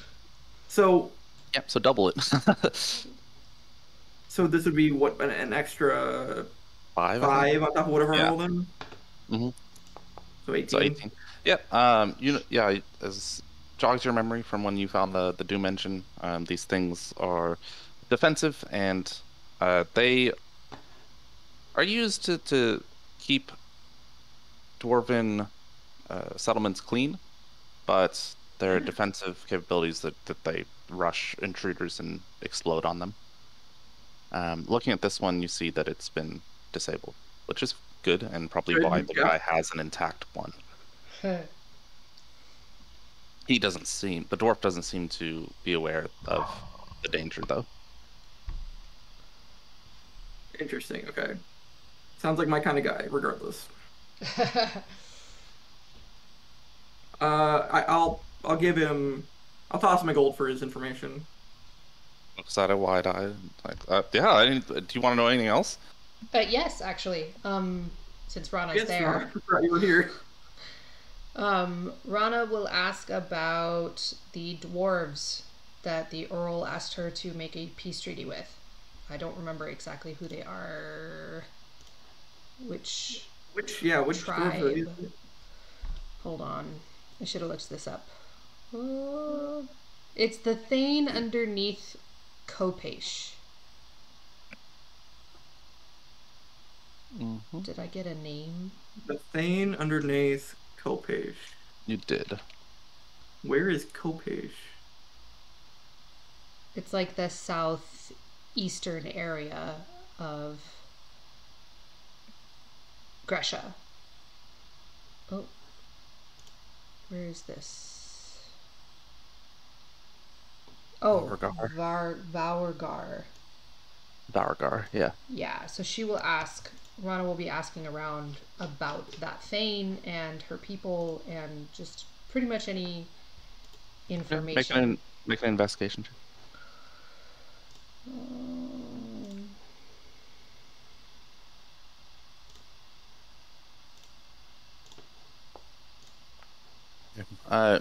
Find a dwarf who has cousins there that tell you that they're isolationists.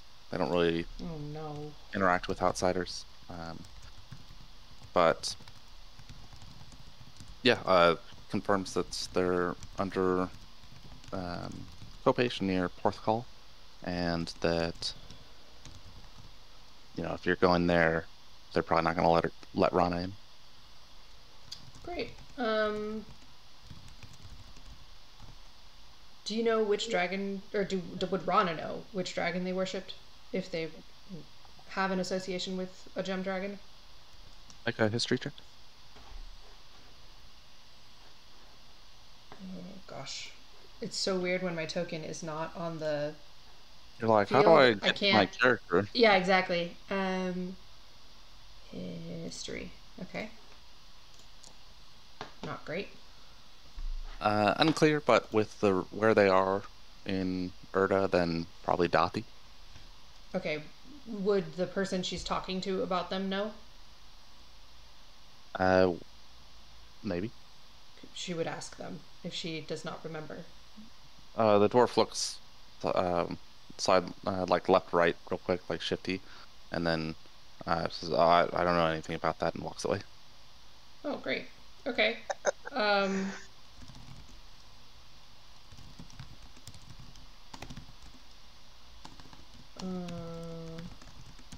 Okay. She'll keep asking around though, because they're isolationists, but like, does anybody know anything about their culture, about their values, about like what likes, dislikes? Make a persuasion check for him. Persuasion.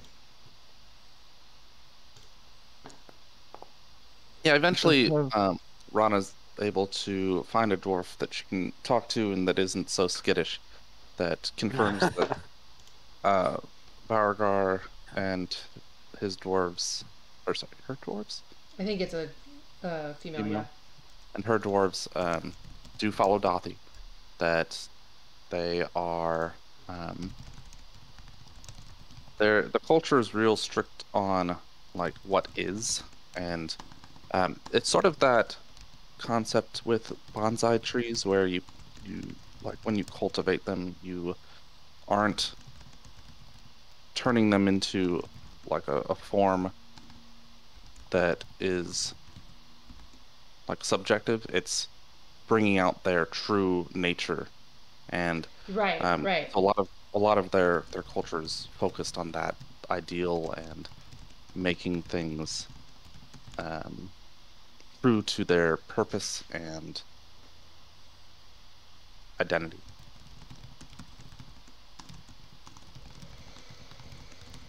Okay. Real Spartan. They don't, you know, decoration paintings are. It's not as elaborate or abstract as other cultures might be. It's more about, again, representing life and some aspect of it in its best and truest form. Okay. Um. They hate illusion magic. Oh, that makes sense. Given whose forest they live under. Um.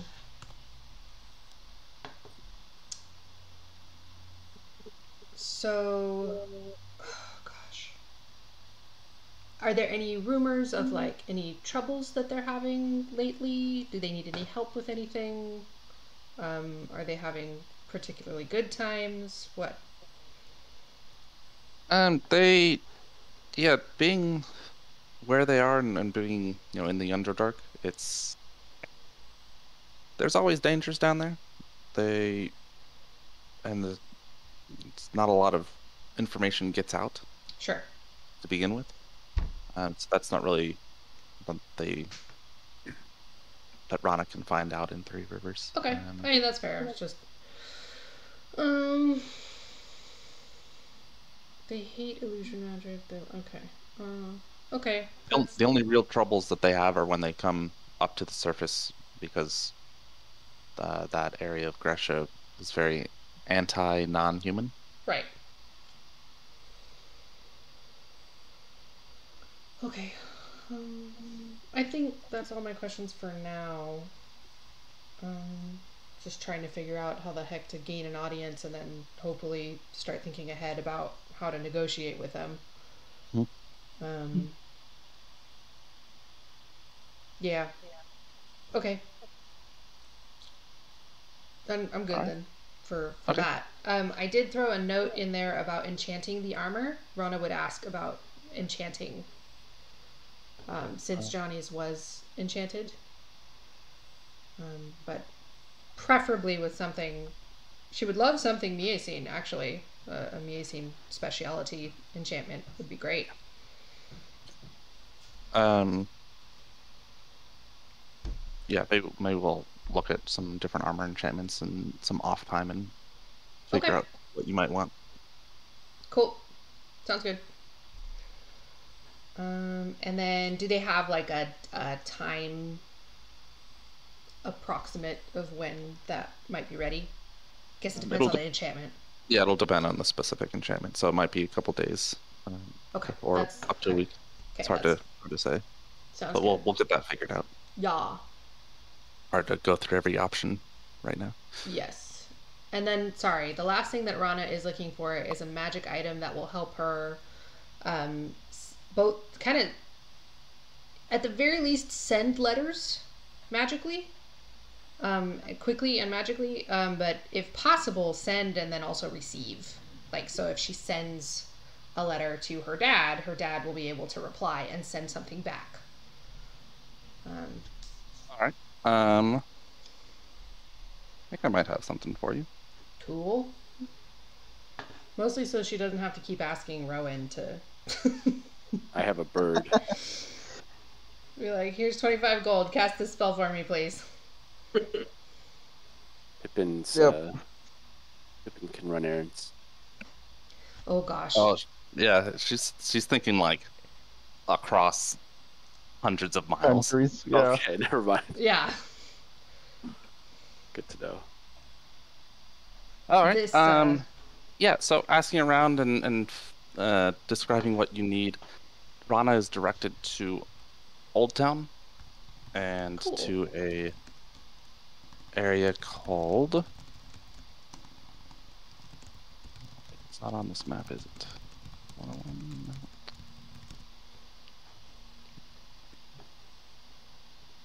Nope. Okay, so yeah, just a section of Old Town here. They deal a lot with aristocrats, envoys, and diplomats coming and going. So they have a pair of pouches which do pretty much exactly what you're describing. If you place a letter in one pouch, it will appear in another, and vice versa. Okay. It'll run 250 gold. Okay. She'll buy that. Per pouch. Oh, So if you want to, 250. Okay. So Oh, you so if need you the want to, pair. yeah. So if you need, well, I mean, they have more than two. They could, Oh, can you link more than two? yeah. So if you put it Actually, in one, it'll show it'll up in like the it'll go other. to whoever it's addressed to, that owns the a pouch. Very interesting. It's kind of neat. Well, Oh, yeah. I want at least two, but I will buy a third just in case. Ooh, a just in case pouch. Never know. Yes. Those can be handy. Okay. So pouches.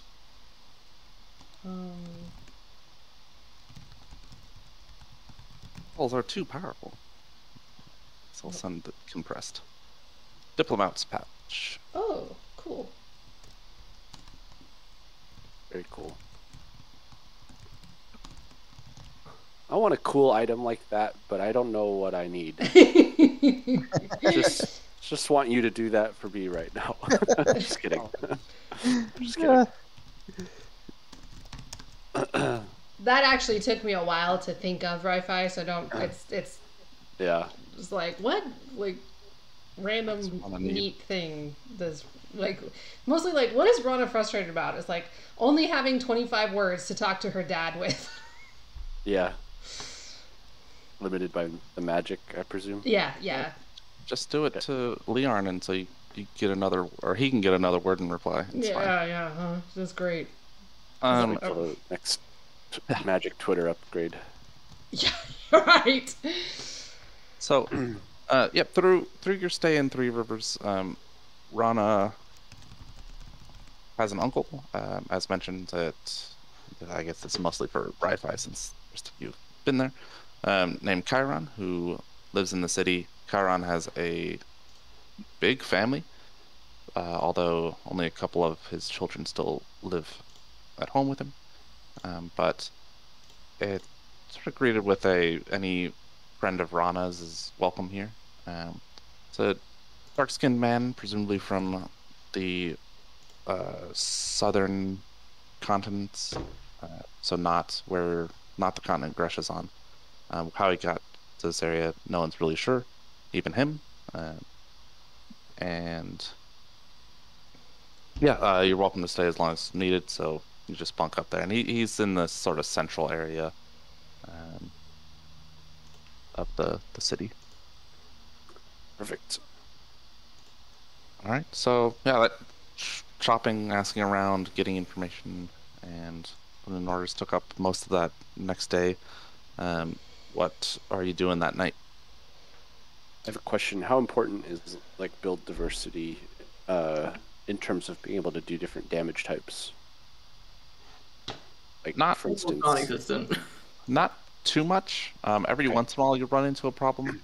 For example, Hawk had a bow that dealt only acid damage, and for the most part it was fine, but every so often they come up against a foe that had acid immunity or resistance, and it's like, well, yeah. she couldn't do anything. But the major ones are like fire. Fire tends to be resisted a lot, and Poison. like as long as you have a magic, yeah, poison. But as long as you have a magic weapon, most things that have resistance to damage aren't gonna be able to resist magic damage. Okay. So I don't have to worry too much about like, oh, I need a hammer that does lightning damage and one that does psychic damage and so on. Yeah. I just like collecting weapons. Yeah. I mean, it's a good trait to have. It's fun. You can always switch out and be strange. Like, I'm gonna throw this hammer and I'm gonna shoot this bow and I'm gonna slash this guy with a sword all in the same round. Like, I don't think you have the actions for that, but it looked cool. Well, I could try. Key and I will note that Rana does carry 2 bows with her for that reason.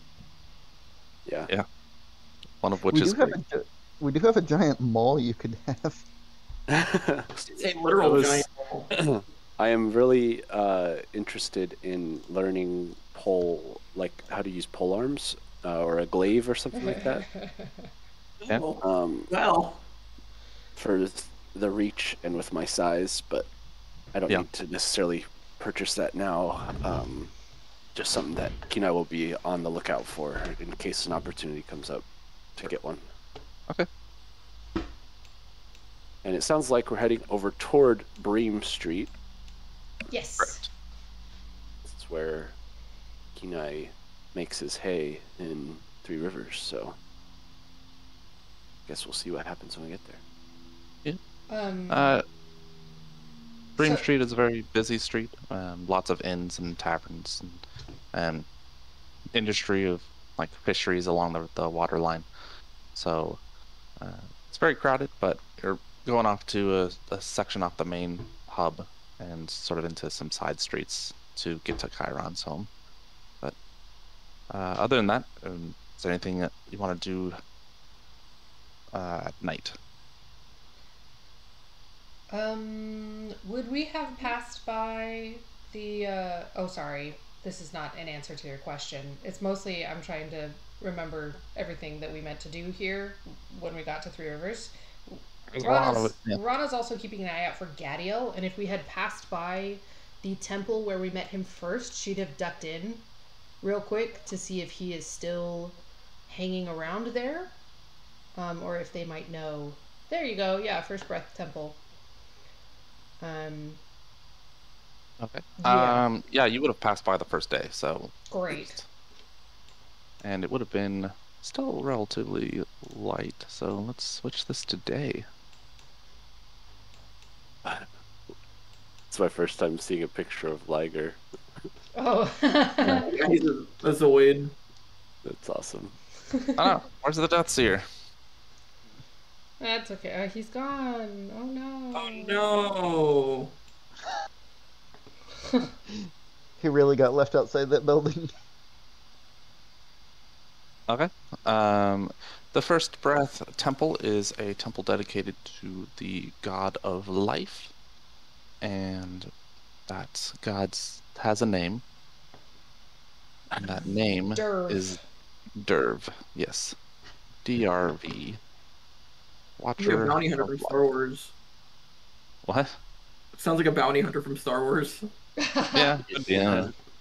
The doors during the day are kept open. There are supplicants and people in prayer.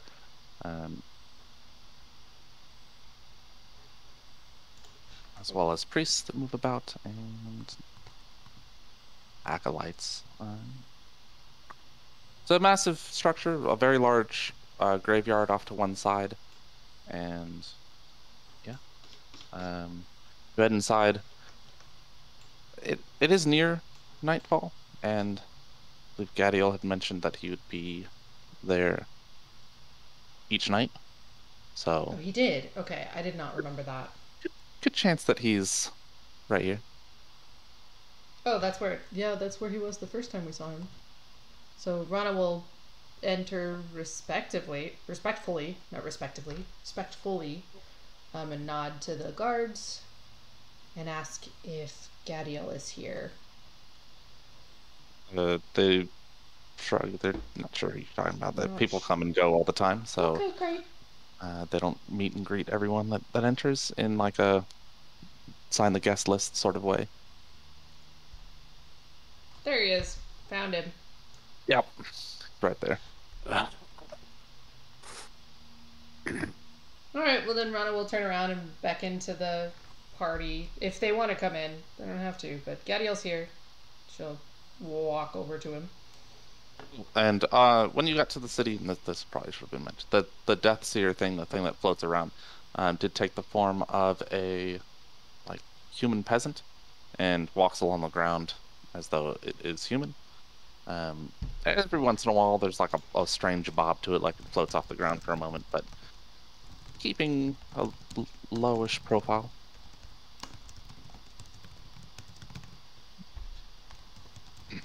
Gadiel is sitting, he's got some parchment on the table that he's sitting at and going over, scribbling notes. They appear to be sections of the city that he's crossed off some, others not so much. Little questions in the margins about missing persons and strange signs that may have may have been witnessed. Gadiel, as Rana has described to Kenai, is a very old-looking man. He's got these large mutton chops, gray-white hair. One of his eyes, there's a scar across from forehead to cheek, and that eye is blind. Wears very ornate breastplate armor. Scabbard has a longsword scabbarded at his side, and a flintlock pistol on the other hip, as well as this long-barreled thing on his back. Guns haven't been made popular in Gresha, and it's probably the first time Kenai, aside from maybe Tonus' device, first time Kenai's seen anything like it. As far as Kenai might be concerned, it just looks like a metal tube attached to his back. Strange item to carry around, but yeah, sitting there busy at whatever he's doing, at his scribbles. Does he look up when we approach? No. Okay, then Rana will... He's facing the window, so he doesn't even know. He doesn't see Rana. She will greet him, but like quietly, so that hopefully she does not startle him. Yeah. Jumpy. I want to get stabbed. Right. With a scabbard. Or shot. Got a gun, which, as we all know, is the best weapon in D&D. Apparently, He yeah. turns and stands when Rana greets him. Holds out a hand in greeting, sort of a forearm shake greet. And he looks up at the tall Goliath sitting next to her. Unusual sight in these parts. Says, "Ah, yes. I'm glad you've returned.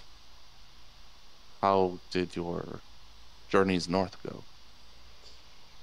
Eventful. They were eventful, yes. But we accomplished what we needed to for the moment, and then remembered that, we wanted to make sure we took care of the vampire queen, so we returned, and glad to find you here. Yes. Many rumors abound of undead up all along the coast. Yeah. Halflings being hunted in droves. Yeah. I tried to do something about that. I don't know if that will work. If it doesn't, we'll take the next step. We're pretty sure... Actually, wait, I can't remember, Jacob. Is Rana pretty sure that that's Ymira now? I don't know what the question is. I'll review Can you say that? The Ymira is the one hunting the halflings. Oh, it's a conclusion. It's not like I full can't proof. remember if she got enough I don't know if it information. would stand the test of like a jury of your peers would agree. Sure. You know that Ymir is in the west. Undead have been coming from the west, and there's been a lot of activity hunting down halflings. We don't know that that was Ymira's tower, though. No. Okay. Okay. So maybe we do that before we hit up Ymira. Is head to that tower.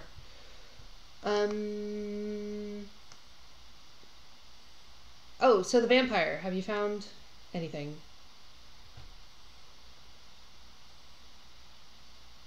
He sort of grits his teeth for a moment and says, I've been unsuccessful in my hunt, although, uh, as far as finding the location of her lair, I have tracked and secured a thrall, though. Its enchantment is difficult to break. Maybe we can help you with that. Rana looks at Rowan. I can certainly try. That's the DM's line. Your assistance would be most helpful. Now, have you heard of the tales of the undead in this city recently, since you've been gone? Negatory. No. We assumed that they had subsided. Hearing Seems Tunis that talk from outside. Wonder what he's doing. Oh. great. It's good. Good RP right there. Well, negatory. Gadiel says, seems the attack on the north of the city was partly a distraction. Over the course of the last few weeks, undead have unearthed themselves at night and attacked any nearby.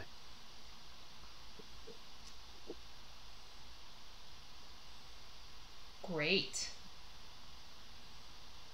So be careful at night, for it's unknown where and how many of these pockets of skeletons and ghouls have entombed themselves in the dirt of this land.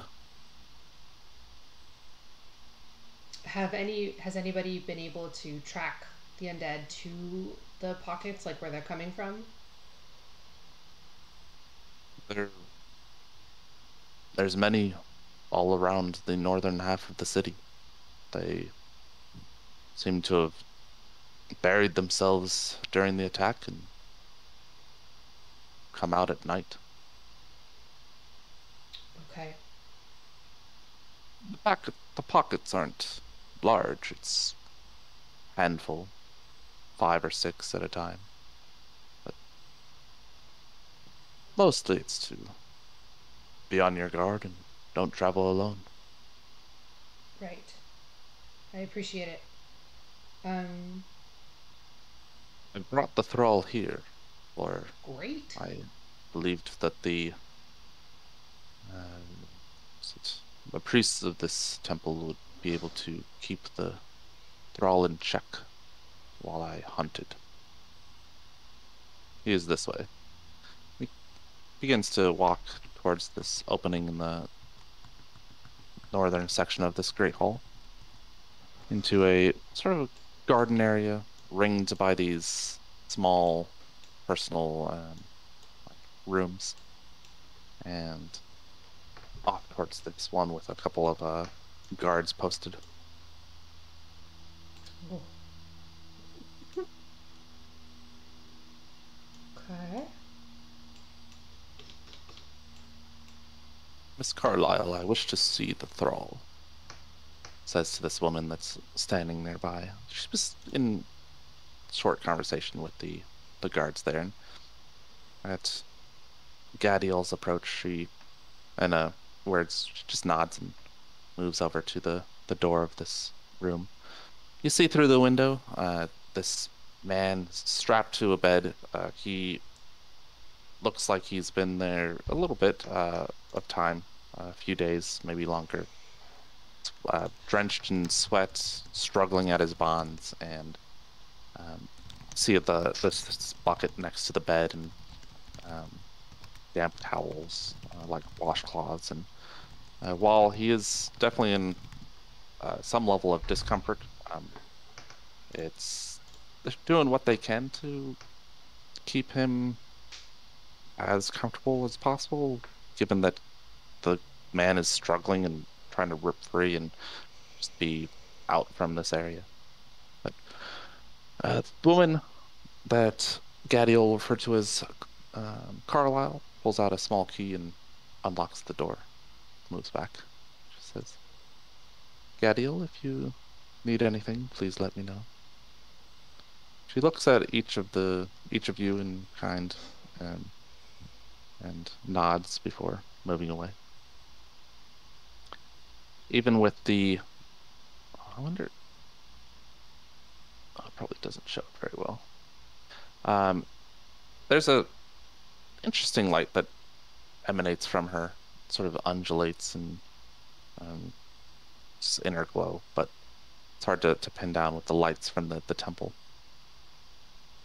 She doesn't say anything to any of you and just moves away and deeper into the temple. Cool. Gadiel moves to the door, opens it, and enters the room.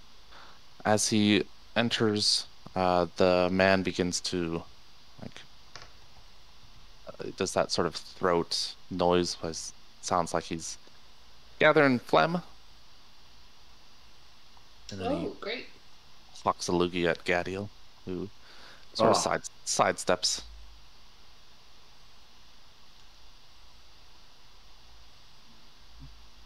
I'm told this man's name is Nathaniel, but he does not respond to it.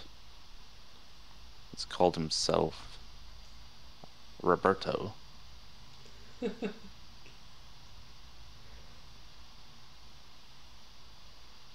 I just realized that is the Futurama character, isn't it? Yes, it is. What, you think because I got a hotel on my foot that I'm crazy? Anyways.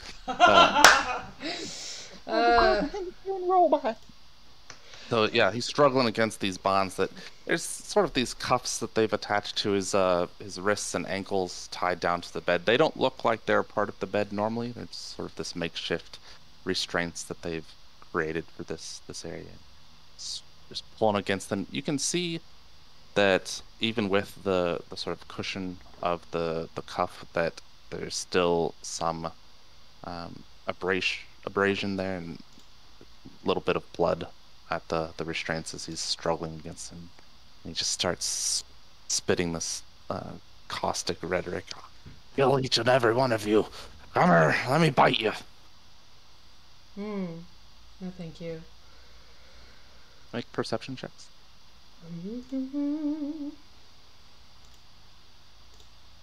And for this, we can assume that Kenai is in there, or close to the window if he wants to view. Yeah. Same with Tonist. Sweet. My passive perception is Nice. 23. Very perceptive. Apparently. Very far away. That's a real good perception. He's seeing through walls and everything. Amazing. What a gnome. You have no idea.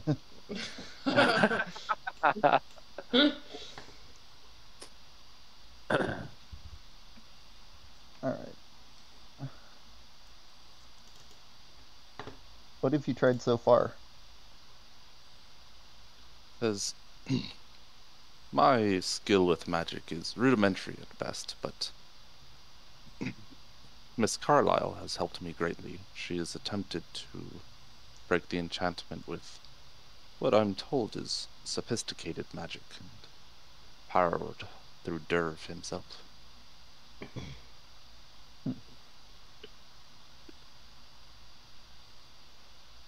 In that case, my magic might not be sufficient, but I will do what I can. And Rowan will cast the spell. Oh, not where my spells are. And I will just go ahead and drop that up to 7th level. Oh my god. That's Yeah, hard. I'm not using spells currently, so That's fair. might as well. And that's when war were declared. No. Oh no! War were declared. I mean, you're gonna throw down your 7th level spell. It makes sense to get you immediately, right? If I was planning Yeah. on something like that. Mhm. Okay. Where do they go to? Where should I be? up here. I'll bring Liger along. Do I need to make a roll for that? You do. Ooh. His, I gosh. will. I will burn my inspiration to give myself a. Oh wait, I can wait to do that afterwards. his teeth So- look normal, but he does have some scarring on his neck from what looks like a bite wound. Yeah, that makes sense. That's in that way. Or at least puncture marks. I'm assuming they're teeth marks. Got it. It's pretty good right there. The extra +5 helps. Yeah. That's a +10. Well, Yes, yeah, but the I- normal is 5, and he has an extra 5 on top of that. Yeah. So the extra 5 helps. Yeah. Because if he didn't have the extra 5, it would not have succeeded. Ooh. Until Wow. Tona's flash of insight at him. I don't know if Okay. it works on those, but I'd like to believe it does. Right, me too. I mean, it's a happy thought. I mean, it's The an man, ability check. right? Oh, if it's an ability Sure. check, then yes, it would work. Okay. This man Roberto, he's screaming and hollering. He's trying to kick out at Rowan as Rowan prepares the spell, but of course the restraints stop him. Don't you dare! I'll get you! I'm gonna eat your face off! And Rowan dispels magic. The spell descends on the man and slowly, really begins to struggle less and less against his restraints, and his screaming, that guttural hatred begins to lessen, and he blinks up at this blue-skinned, 7-foot-tall wizard standing next to his bed. So he's seeing him for the first time, isn't quite aware of his surroundings. Where am I?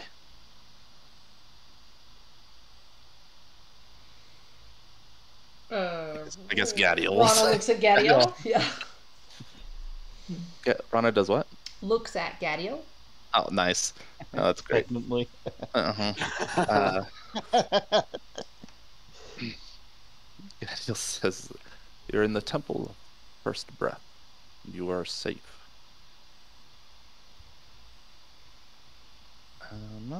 Says, how did I get here? Feel woozy in my hands. He looks down at the restraints and the bindings that are cutting into his wrists. Gadiel, I guess we'll say. Well, we don't know how he got here. Gadiel's the one that found him. Yeah, that's true, but I want to give you guys that, it's that beat where I'm like, are they going to say anything? No, I guess I'll continue. This is... You were not under your own thoughts, and you attacked me.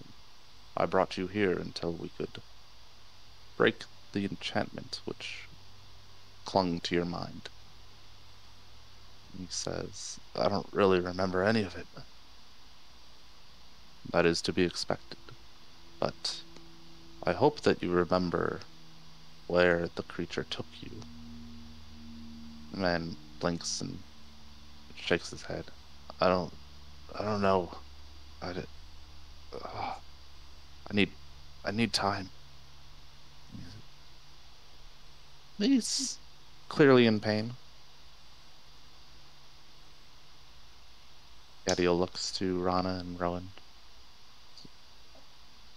Yeah, I'll. Does it look like a cure will help? He's got wounds. Yeah. So yeah, So Rana that will. spell should help. So, well, yeah. Okay, so Rana will do some chanting and cure wounds. See. Does it look like, how wounded does he look? There's just minor abrasions and cuts on his arms and ankles, or his wrists and ankles. There's a little bit of blood, but it's not like he's got like a gaping chest wound or anything. Okay, so okay, My We'll, favorite kind of chest wound. we'll just do this Yeah. at first level then, for now. And if it looks like he needs more,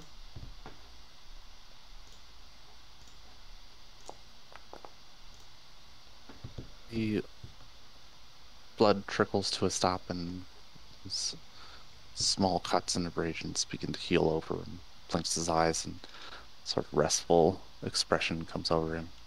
He looks up to Rana and says, "Thank you. It feels the pain is gone." Gadiel says, "Perhaps we could remove these," gestures to the restraints. And he uh, looks to Ron and says, "And your spell did work, yes?" It seems to have, but I'm I the power of the spell that I broke is surprising.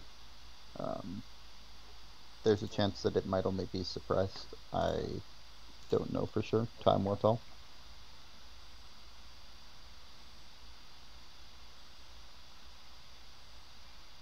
Or would Rowan know that it's completely broken? No, that's a good assessment. Okay. Gadiel says, "If it is only suppressed, I have subdued him once before. Believe we should be able to free him for a time, and if it does return, we'll deal with it then." He begins to unbind the man's wrists. okay, Rana will help if it looks like a task that can use help. I don't know. Yeah, I mean, you just unbind the ankles. That sounds good. Man sits up and rubs at his wrists and ankles a bit.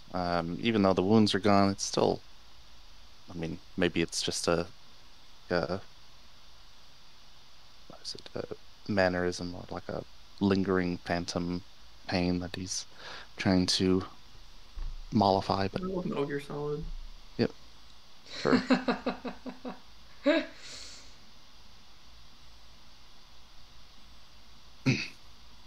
He says, "The lady, she took me. Oh," and puts his hands between his head and his face. See a little bit of tear coming out of his eye. Gadiel waits patiently. Rana opens her mouth to ask a follow-up question, but then sees Gadiel wait, and so she closes her mouth. You can ask a question. It's not like he's not gonna like slap her. No, I know, but How dare you speak in my presence? I'll wait a little bit, like maybe a count of 5. Okay. And 5 seconds go by. Oh, where did she take you? It's a dark. It was a dark home, shuttered and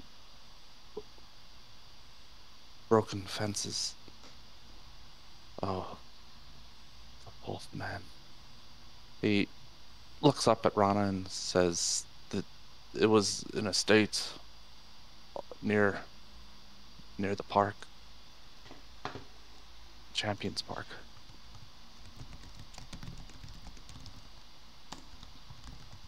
That's down south, right? Southern part of the city? That's not where we were. Southeast, yeah. Yeah, okay. And he said broken fences, shuttered house. Okay. Where did she do you remember where she abducted you? Like where were you? What's the last thing you remember before you remember that house? I'm a tanner and work on the island. Oh gosh. So like I don't. almost the complete opposite end of the city? He nods, kind of bewildered at the um, distance. I mean, that's a good 3-4 miles away. Yeah. Okay. That's not good. Did you have any business in the southeast part of the city? Oh, not over there. There's rich folk go there. Okay. Chuckles to himself as though he'll never be considered one of them. Yeah, kind of um, like that.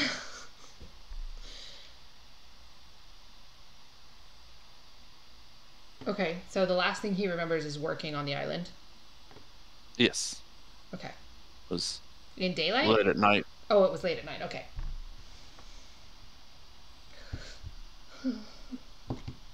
That's good. How long has it been? He looks at Gadiel. Gadiel says, "We don't know when you were taken."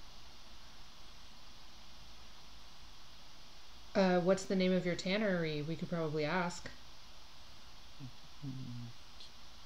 Make me look at notes again? No, I'm just kidding.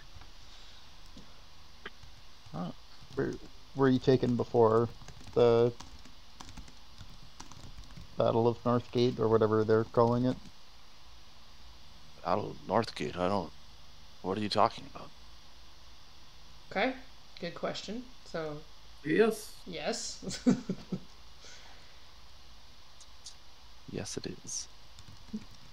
Um, since I don't have a calendar with month names, we'll say that. I mean, it's tail end of summer, so it's like this, or it is a version of August.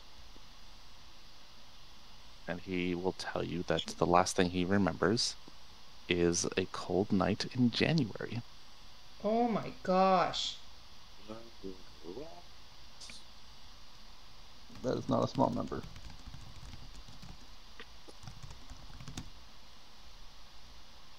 I'll load up my map of Three Rivers to give you the tannery name, but it's being. Oh well, I mean, if he's able to recall that, then we don't necessarily need to inquire. Though we could tell him that to go tell them that we found him, Yeah. that he's recovering. That's crazy that she.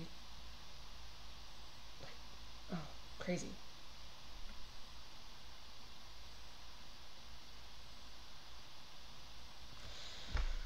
It's remembered. The tannery, the island isn't the tannery area, but it is still near the Silver Spoon and Lobster Kettle Okay. that are on that island.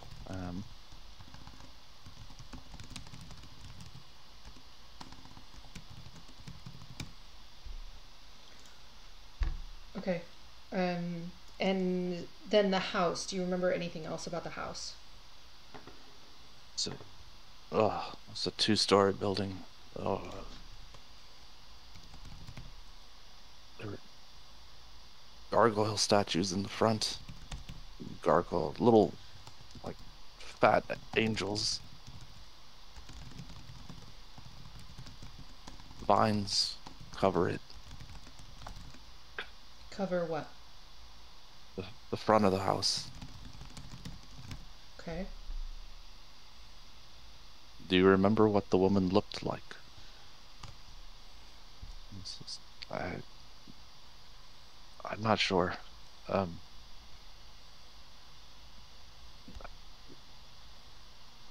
Forge, be better.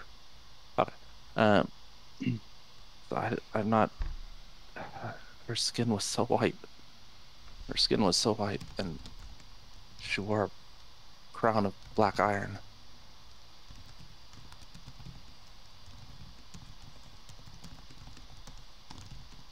Black iron. So maybe adamantine? Maybe. He says, I don't. Not seen it before. Maybe. She was. Gets this sort of wistful, faraway look. She was so beautiful.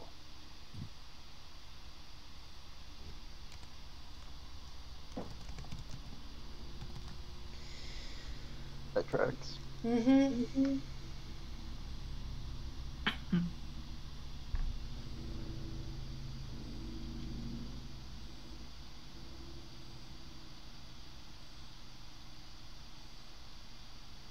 his head back in his hands, and you see a couple of tears fall and hit the floor.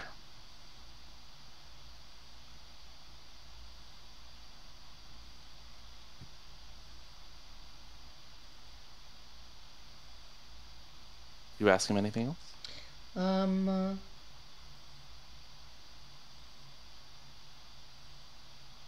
No, I don't have any more questions.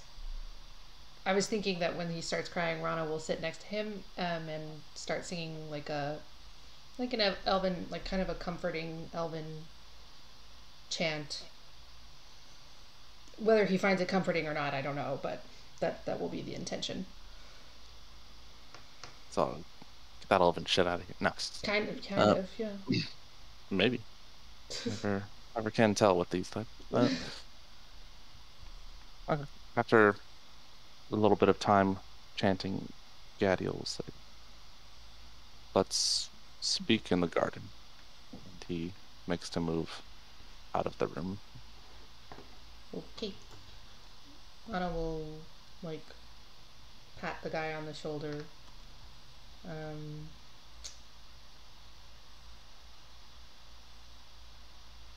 Say something reassuring. Nothing's coming to mind immediately. That's not, like, super trite and, like, everything will be okay, but... You got this, bro. Right? Not like that. Not like that. Got it. Your life will be back to normal. We promise. Mhm. As you exit the room, the temple guard returns to their post and closes the door and keeps it secure, moving back into the path of the door.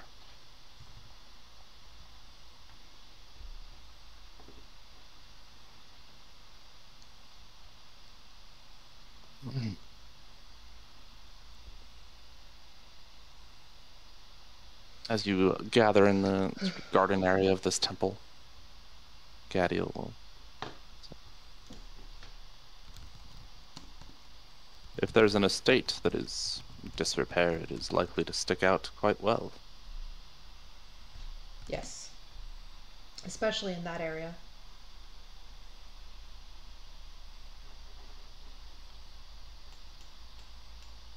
Give a sufficient description that it should be easy enough to identify.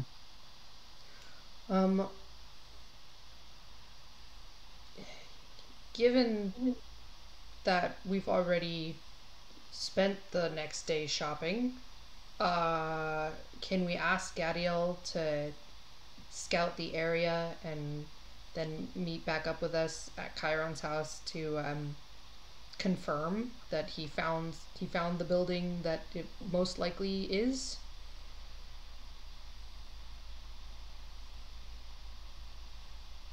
Right, because Will you this not is the... accompany me tonight? Oh, tonight. So this is before our shopping. Oh, no, this would be.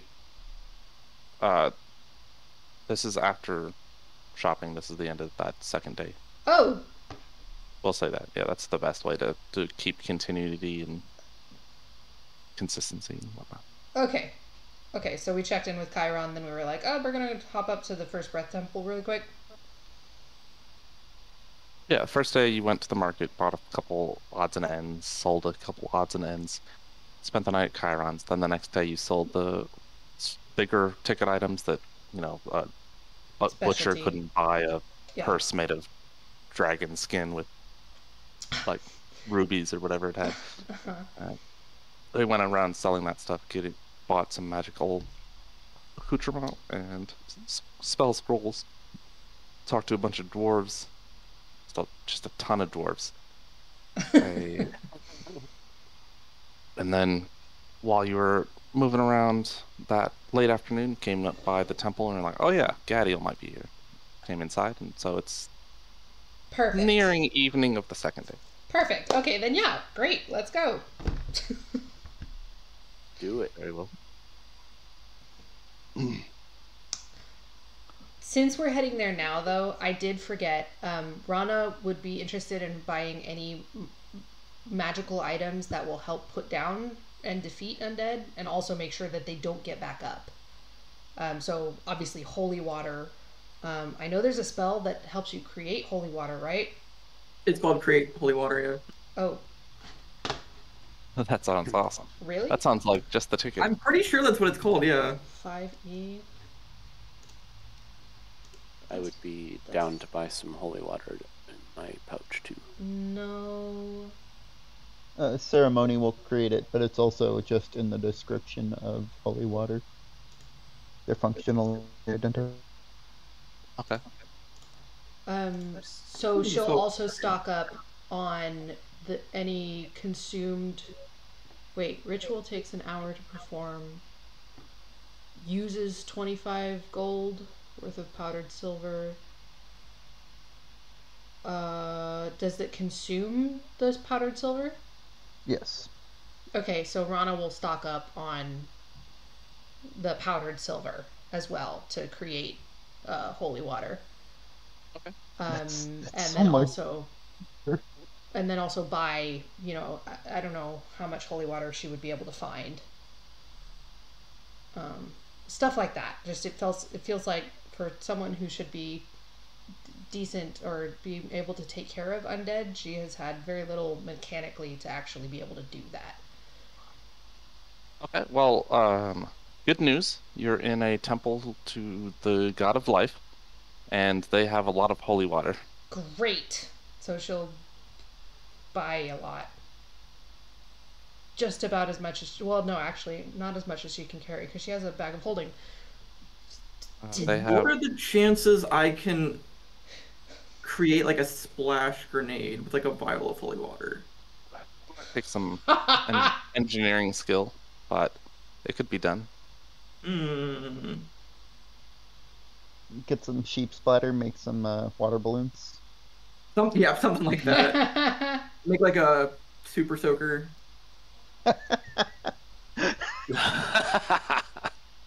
That's actually a good, cool idea. Amazing. Can I coat my weapons, the blade of my weapons, in holy water? I think that is a thing. I think there's You can silver use- stain, but I don't know about holy water. Yeah, you can use flasks of holy water as an improvised weapon, but I don't see anything about coating. Yeah, So, sorry, I missed the end of that. how many flasks could they To get? 100. Up to 100? Yeah, they have a lot. How many? I don't know what. Guys, I need help. What's a reasonable number to buy? Especially considering, well, she can stock up more. What's a reasonable number? 10? I mean, yeah, 10's 10 sounds a good. lot. 10. Great. 10 holy waters. How Holy much water does that here. run me? 250 gold.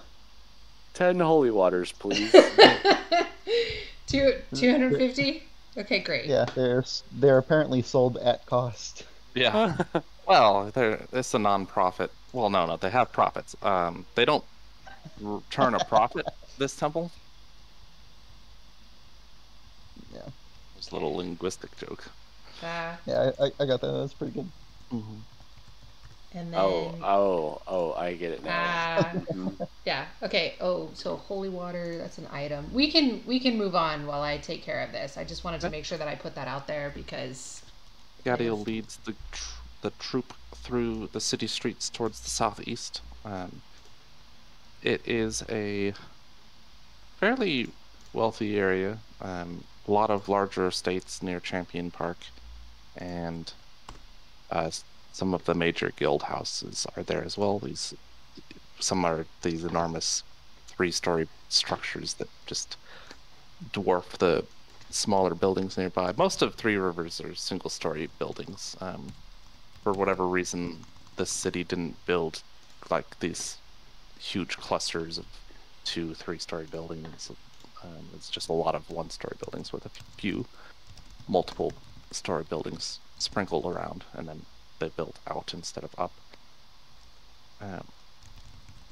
I get a survival check from whoever would like to Me. help Gadiel. All right. I'm good at survival. Yeah, I'm I'm good at survival. Well, usually I'm good at survival. Okay. Kenai has me beat today. Yeah, he does. So you're moving around the these estates, and they're these large mansion-like homes and with wide lawns, gated off and guarded by city guards.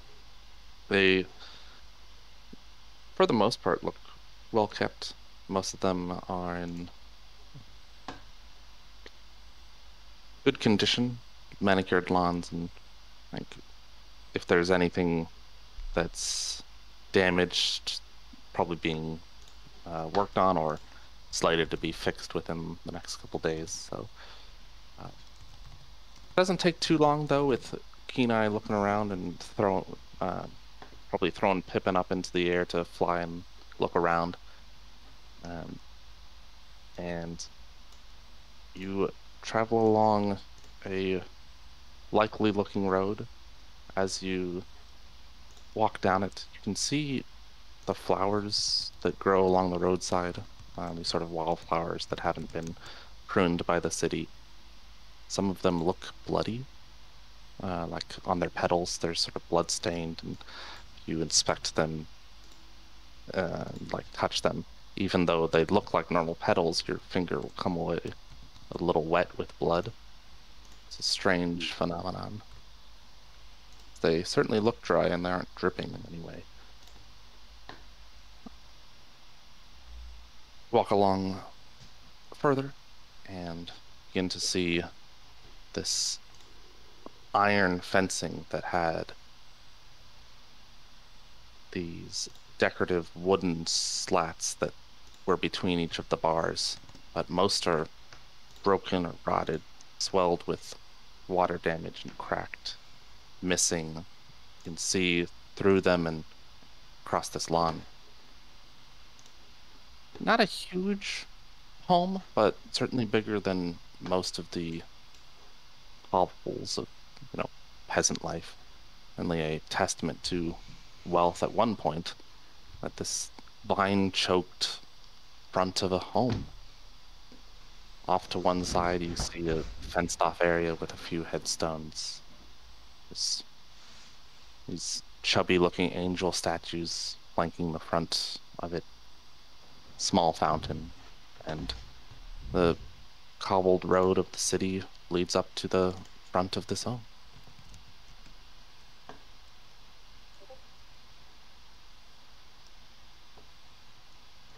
Are my spidey senses tingling? Because these places have large lawns. It's from the fence. It's probably about. Ooh, sound. Thank you. 90 Sound. feet or so from the main road to the front door. Okay. The gates hang open. They look rusted. One has broken off from one of the hinges and sort of leans precariously. Spoopy. Oh,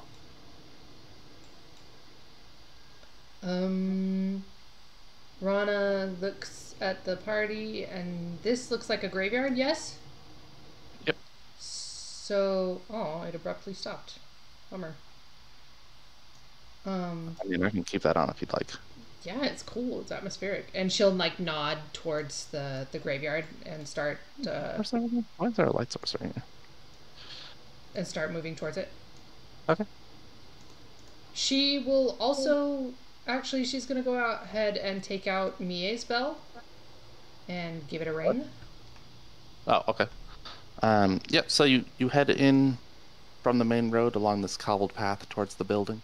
It did take a little bit of time. It was late afternoon when you met Gadiel at the temple, and now it's nearing dusk. It's getting dark out. The home itself, it's described by this man who called himself Roberto. See weeds growing along the path and dirt clinging to the walls of this home. Vines climbing up from this unkept garden here. How much y'all can see individually, but some of you Well, can see better than others. Rana should be a light source now. I don't know if she already is. How much? Like cabbage. Oh, is it? Like the spell. Like she pulls out Mia's spell to provide some light. So 30 feet. Did you say 30? I think that's what the light spell is. I thought it was like a torch. Our torch is different now. I think Oh, torches I'm a is flame. torch. Don't I? Let's double check light. Yeah, I'm also double checking. 20 foot dim, 20 foot bright. Okay, but yeah, that is now on Rana. As you get closer and closer, you detect undead here. Okay. And here. 2 on the right, 1 on the left. Undead in the house, 2 on the right, 1 on the left. And as she gets closer, she says that out loud to the party. And I'm just trying to make sure, she's getting closer to this place to make sure that this place is clear before we go into the house.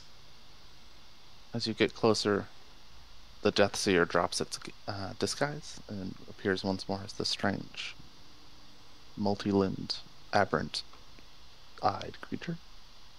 Oh, that's Tonus' old token. Oh, interesting. That is. It's because this I was older map.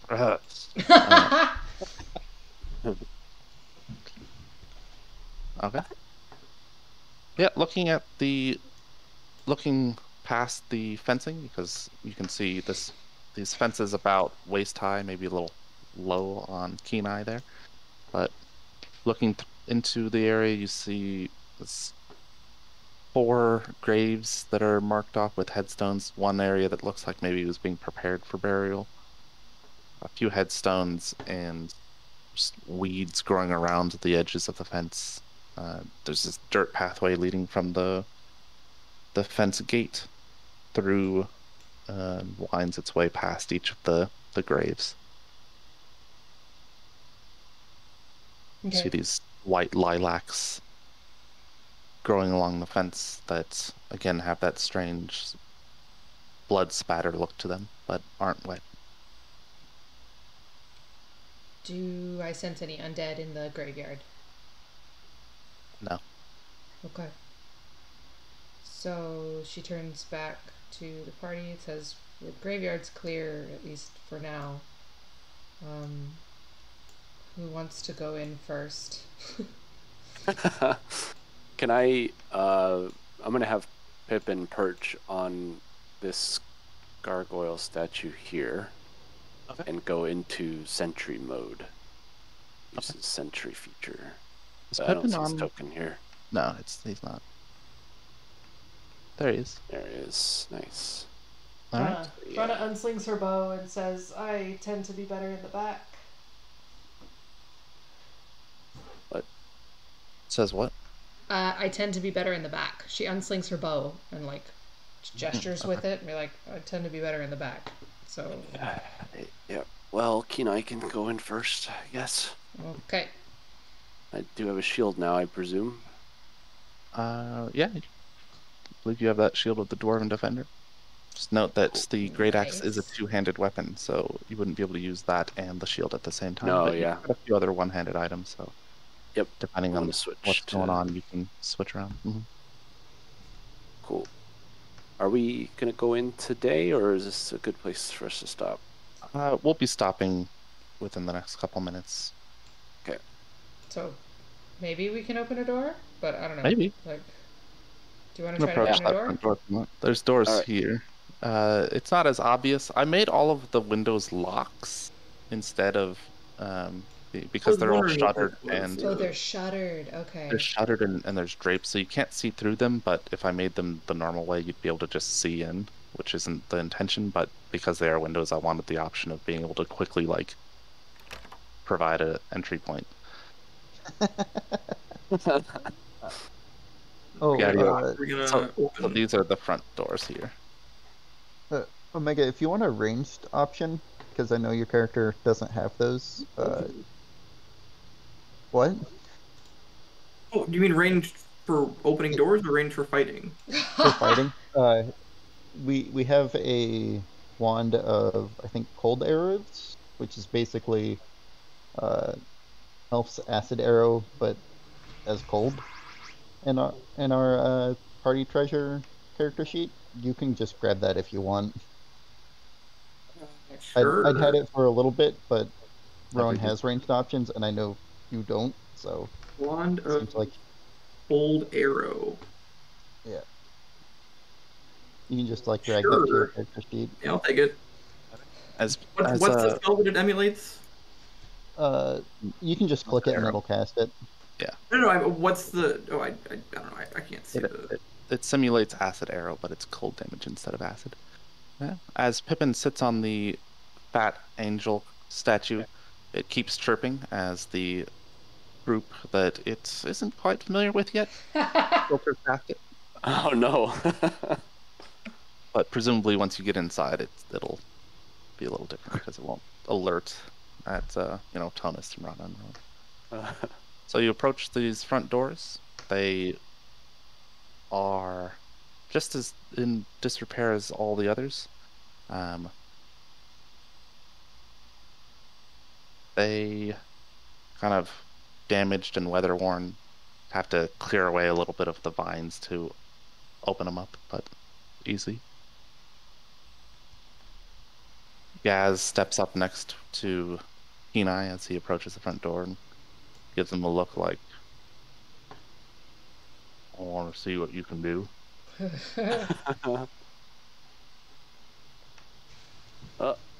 Kenai opens the door and there's this. It's strange. There's a man just standing there as though he Oh, was man. waiting for it to happen. And this man, he is this bald human, about 6 feet tall, got a dull expression on his face. And he's wearing plain clothes without adornment of house color or emblem. These sort of rough spun tunic and trousers. And there's a soft clinking of keys from a belt as he adjusts a key ring. Maybe it just unlocked the door. It's unclear. Looking at him and with the light from Rana, there's see this barest hint of milky, clouded eyes. He still has vision, but it seems that he's on the route towards being blind within the next couple years. He stands there again, sort of looking at you, not making any expression. He's not even looking at Kenai's face. He's just looking at his chest, about where his eye level is, not looking up or down. As he stands there, and you're looking at him, you see on his neck hairy legs of a spider, sort of tapping, probing. And the Ugh. man doesn't seem to react to that at all. And that's where we'll stop. Ew. Oh Whoa. no. Oh boy. What a finish. Oh my gosh. Yeah. Let's get Hawk with them. Spider Ugh, web. I hate the True, spiders. every time. All right. So Omega, you said you Good weren't job, sure everybody. about next week.